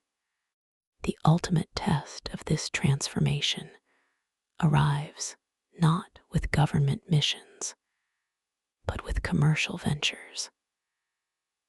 A Singapore-based consortium establishes orbital shipyards at the geostationary node, constructing vessels too massive to launch from Earth's surface. These ships, kilometer-long cylindrical habitats with rotating sections for artificial gravity, depart for the asteroid belt not as scientific expeditions, but as mobile mining platforms, their crews rotating on 18-month tour with guaranteed return passages via the elevator network. A Kenyan agricultural cooperative deploys hydroponic farms to lunar lava tubes, their produce shipped to orbital habitats via the L one-way station, and sold at premium prices to space-based populations. These enterprises succeed not through subsidies or national prestige, but through market economics made possible by affordable access. When the cost of reaching orbit falls below the cost of transpacific air freight per kilogram, space ceases to be exceptional and becomes ordinary, a domain where commerce operates according to familiar principles of supply, demand, and profit. The elevator network's greatest achievement lies not in enabling specific missions, but in changing humanity's relationship with distance. For all of history, physical separation imposed absolute constraints. Oceans divided civilizations, mountain ranges isolated cultures, planetary surfaces confined species. The elevator network does not eliminate these distances. Orbital mechanics remains unyielding, but it transforms them from barriers into parameters. Mars remains 225 million kilometers from Earth at opposition, but that distance no longer represents an insurmountable obstacle. It becomes a travel time, a logistics challenge, an economic variable comparable to crossing an ocean or traversing a continent in terrestrial history. Distance loses its absolute power when reliable transportation exists. The solar system transitions from a collection of destinations to a single economic sphere where resources flow according to market forces rather than launch window constraints.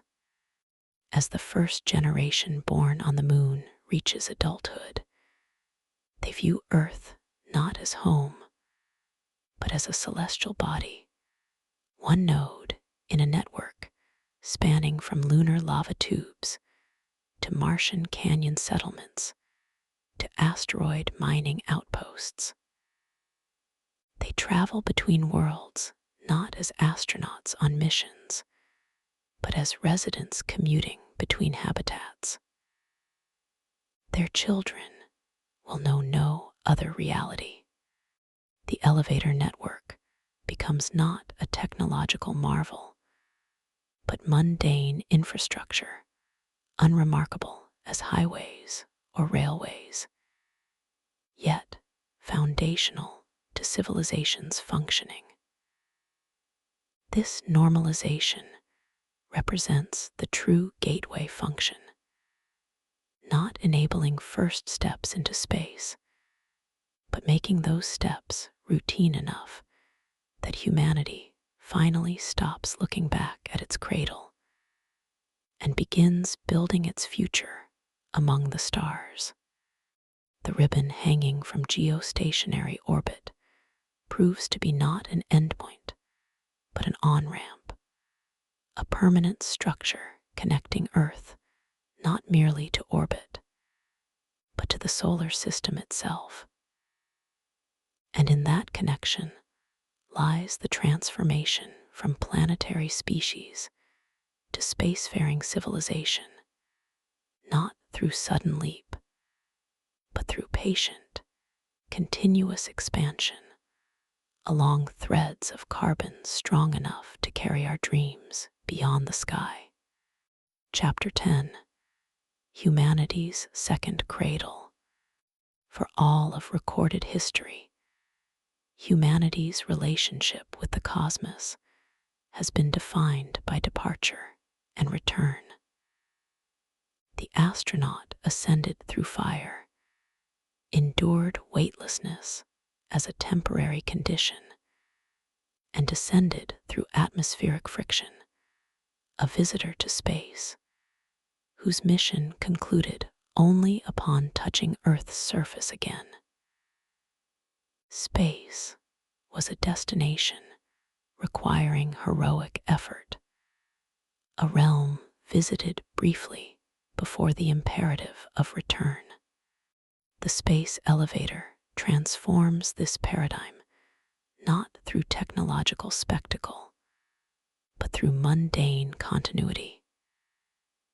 It renders space not a destination to be reached, but a volume to be inhabited, a place where one might work, raise children, grow old, and die without ever experiencing the violence of launch or re-entry. This transition from expedition to settlement represents not merely an engineering achievement, but a species-level maturation. The moment humanity ceases to be a planetary species visiting space and becomes a spacefaring civilization for whom Earth is merely one habitat among many. The psychological implications of this shift manifest first in language.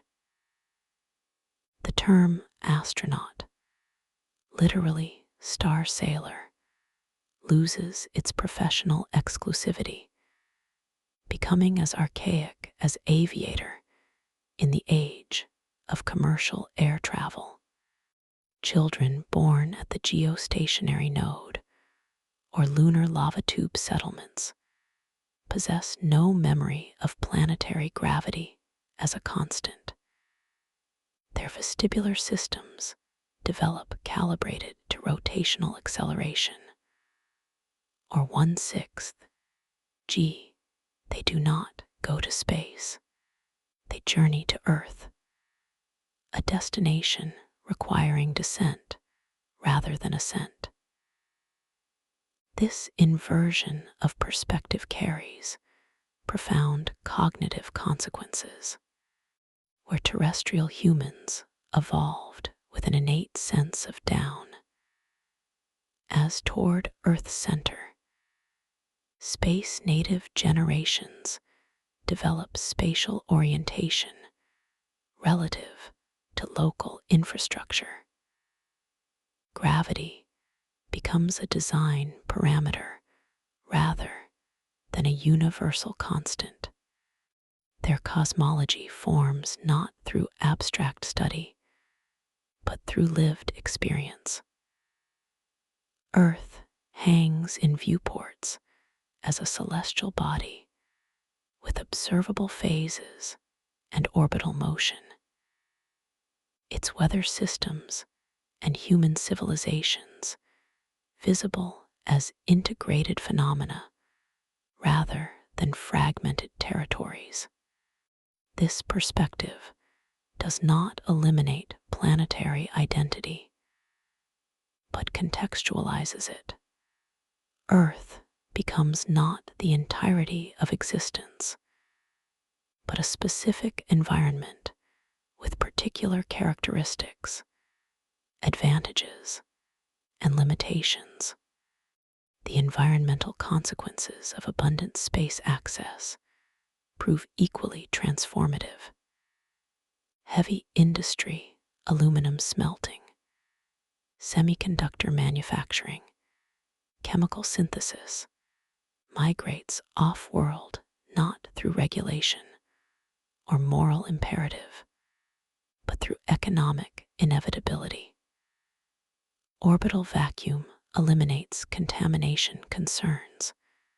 Microgravity enables novel material properties. Solar flux, unattenuated by atmosphere, provides energy at 8 times terrestrial intensity. Within 4 decades of elevator operations, 63% of global energy-intensive manufacturing occurs in orbit or on the moon. Terrestrial emissions of carbon dioxide, sulfur dioxide, and particulate matter decline by 41% without a single international climate accord merely the consequence of market forces responding to superior economics off-world. Earth begins its transition from industrial workshop to garden world. Former mining regions rewild as asteroid-derived resources satisfy material demand. Coastal zones, abandoned for orbital solar farms, become marine sanctuaries. Atmospheric carbon concentrations stabilize, then decline, as orbital mirrors provide precise climate regulation impossible with terrestrial geoengineering. This healing occurs not through sacrifice, but through abundance, the recognition that Earth's biosphere possesses unique value not as a resource reservoir, but as a life-sustaining system worthy of preservation. The elevator enables this transition by removing the false dichotomy between economic development and environmental protection. Humanity need not choose between prosperity and planetary health when industry can flourish beyond the biosphere. The overview effect, the cognitive shift reported by astronauts viewing Earth from orbit, transforms from rare epiphany to common human experience. For 6 decades, fewer than 600 individuals witnessed Earth as a complete sphere suspended in blackness, their testimonies describing profound shifts in values, diminished perception of national boundaries, heightened awareness of ecological fragility, visceral understanding of planetary unity. These insights remained confined to an elite cohort, their transformative potential limited by inaccessibility. The elevator democratizes this perspective. By its 30th year of operation, over 12 million individuals complete the 7-day ascent. Teachers, farmers, artists, laborers, children. They return not with technical expertise, but with recalibrated worldviews. National conflicts that seem intractable from the surface reveal their artificiality when borders vanish against the continuous geography of continents and oceans. Environmental crises transform from abstract statistics to observable processes, deforestation, visible as advancing brown fronts, ocean acidification inferred from diminished phytoplankton blooms, atmospheric circulation patterns tracing climate change in real time. This perspective does not eliminate human conflict or solve political problems directly, but it alters the cognitive framework within which solutions are conceived. Problems previously framed as zero-sum competitions between nations reframe as shared challenges requiring planetary-scale coordination, a shift in consciousness preceding institutional change. Legal and political frameworks evolve to accommodate humanity's expansion beyond planetary boundaries. The Outer Space Treaty of 1967, prohibiting national appropriation of celestial bodies, proves inadequate for a civilization establishing permanent settlements. New frameworks emerge recognizing the distinction between sovereignty and jurisdiction. No nation claims Mars, but the Martian Settlement Authority exercises civil authority over habitats and infrastructure.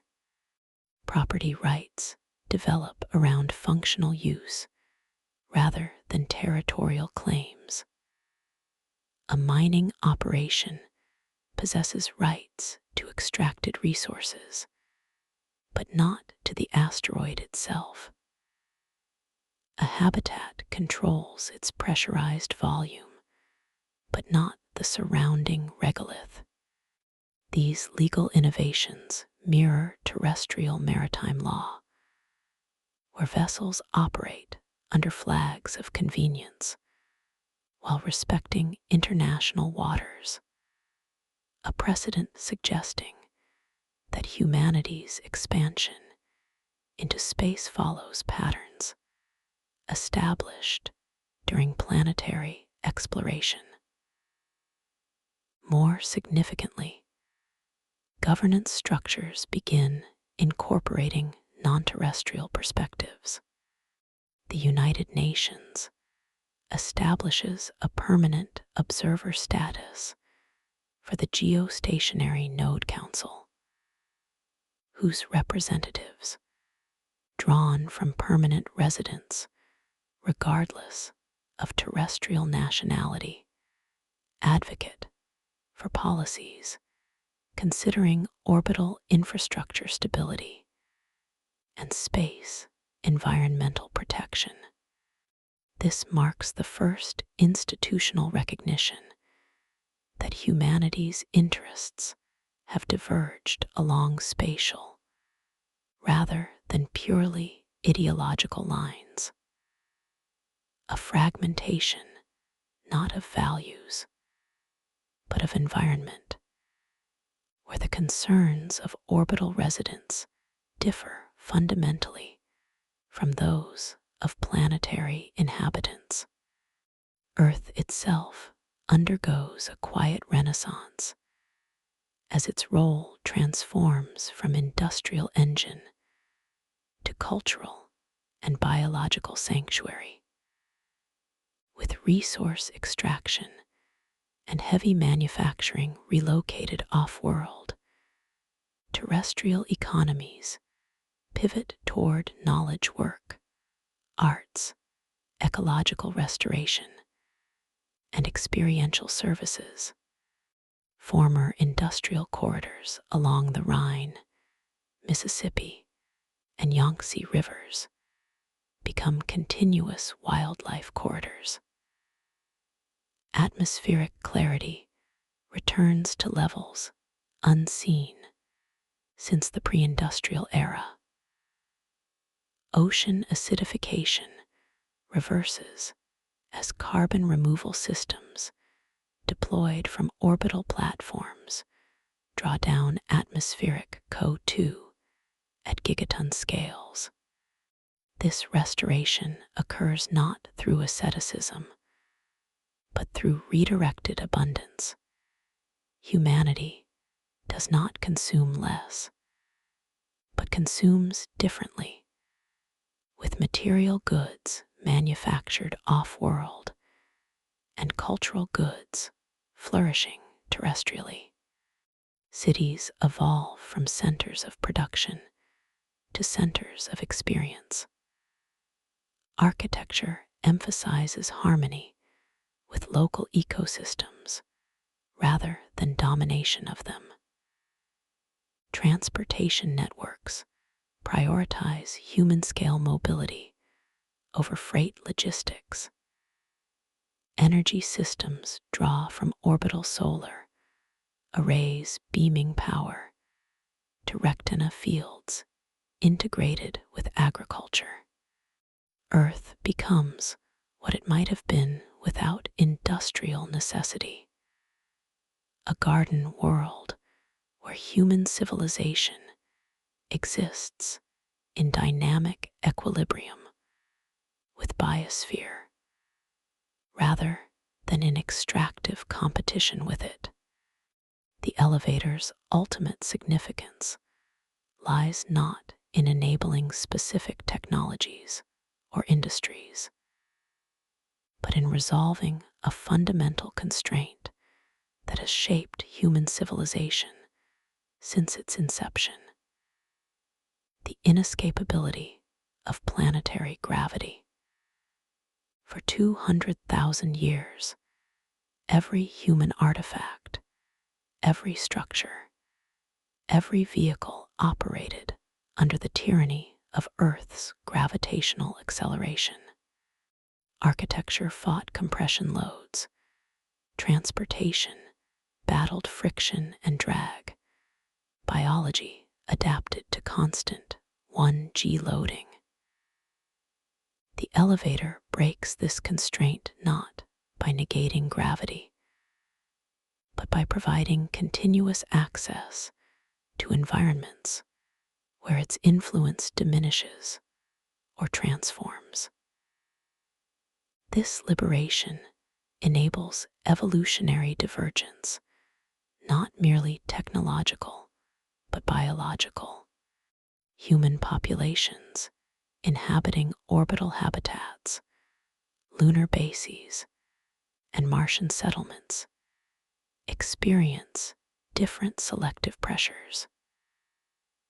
Radiation environments favoring enhanced DNA repair mechanisms, partial gravity influencing skeletal and cardiovascular development, closed-loop ecosystems selecting for microbiome compatibility. These adaptations occur not through genetic engineering, but through natural selection operating across generations, a process that, over centuries, may produce human variants physiologically optimized for specific environments.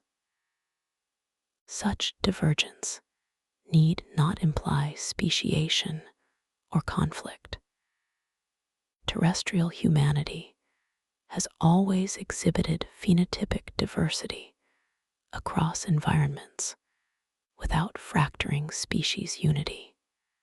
Rather, it represents maturation, the recognition that humanity's future lies not in homogenization, but in diversification across environments, each population contributing unique adaptations to the species' collective resilience. This diversification carries profound implications for existential risk mitigation. For all of history, humanity's entire population, culture, and biological heritage existed on a single planet vulnerable to asteroid impacts, supervolcanic eruptions, or self-inflicted catastrophes. The elevator network transforms this vulnerability into resilience. By its 50th year of operation, permanent populations exceed 50,000 across orbital habitats, lunar settlements, and Martian outposts, with reproductive self-sufficiency achieved at 3 locations. Humanity becomes a multi-world species, not through deliberate colonization programs, but through organic expansion driven by economic opportunity and habitat diversity. This distribution does not eliminate risk. Each settlement faces unique hazards, but it ensures species continuity against planetary-scale catastrophes. The psychological impact of this security proves subtle but profound. With extinction no longer an immediate possibility, long-term thinking becomes rational rather than aspirational. Civilizations plan on millennial timescales. Infrastructure investments span centuries. Cultural projects unfold across generations without urgency born of existential fragility. This temporal expansion mirrors the spatial expansion enabled by the elevator, a dual liberation from planetary constraints in both space and time. The ribbon itself recedes from public consciousness, not through obsolescence, but through normalization. Like fiber optic cables beneath oceans or interstate highways across continents, it functions as invisible infrastructure, enabling civilization's functioning. Children growing up in the elevator era know the structure not as a marvel, but as a fact of existence, its presence as unremarkable as mountains or rivers, its function as integral to commerce as ports or railways. This normalization represents the true measure of success. Technologies that transform civilization become invisible precisely because they succeed so completely.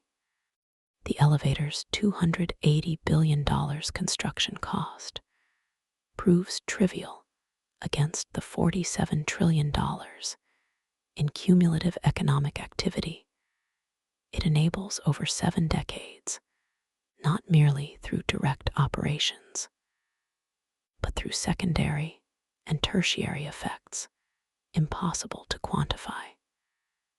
Scientific discoveries enabled by affordable access, cultural shifts from orbital perspectives, environmental healing from industrial migration, species resilience from planetary distribution. Its legacy lies not in the ribbon itself, but in what the ribbon enables, a civilization no longer confined to a single world. As the first century of elevator operations concludes, humanity stands at a threshold not of technology, but of maturity. The species that once huddled in caves, fearing the darkness beyond firelight, has constructed a permanent bridge to the stars, not through sudden leap, but through patient, continuous effort. The elevator represents not the end of earthbound existence, but its fulfillment. Having learned to live sustainably within our cradle, we finally possess the means to step beyond it without severing connection.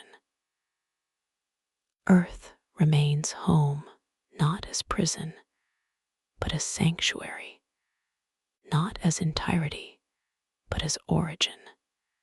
The ribbon hanging from geostationary orbit functions as umbilical cord, not of dependence, but of connection, a permanent link ensuring that as humanity diversifies across worlds, it retains access to the biosphere that shaped it.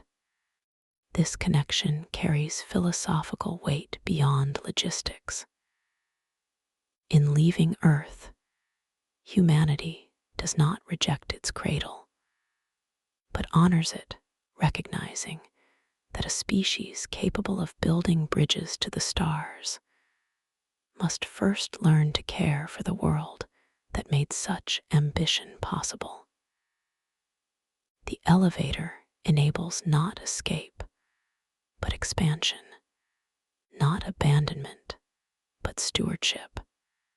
As orbital habitats glow with artificial constellations against the starfield, as lunar settlements trace delicate lights across ancient regolith, as Martian outposts pulse with life in rust-colored canyons, Earth hangs below, not diminished, but dignified, its continents and oceans visible as a single integrated system, its weather patterns tracing the breath of a living world. From the climber's viewport, the perspective achieves perfect symmetry. Earth is neither prison nor paradise, but home, a specific place among many, precious not for its exclusivity, but for its uniqueness. The space elevator's final gift is not cheaper access to orbit or interplanetary travel or economic transformation. It is perspective. By providing continuous, gentle passage between worlds, it enables humanity to see itself not as masters of a planet, but as children of a cosmos, temporary stewards of a rare biosphere, participants in a solar system of abundant resources, heirs to a universe of possibilities. This perspective does not arrive through revelation, but through repetition. The 12 million who complete the 7-day ascent return not with dogma, but with understanding, their worldviews subtly recalibrated by the slow, majestic unfolding of Earth receding below. They carry back not photographs, but cognition, the knowledge that borders are human constructs drawn on continuous geography, that resources are abundant when access is affordable, that survival requires not domination, but adaptation. In this understanding lies humanity's second cradle, not a physical structure, but a cognitive framework where Earth is cherished not as entirety, but as origin, where space is inhabited not as conquest, but as expansion, where civilization flourishes not through extraction, but through harmony. The ribbon of carbon nanotubes stretching from equatorial Pacific to counterweight terminus becomes more than infrastructure, it becomes metaphor. A thread strong enough to carry our bodies skyward proves strong enough to carry our consciousness beyond planetary parochialism. And in that ascent, not violent but gentle, not brief but continuous, humanity finally matures from planetary child to cosmic adult, cradled no longer by a single world, but by the universe itself. The elevator does not take us to the stars. It teaches us that we have always belonged among them.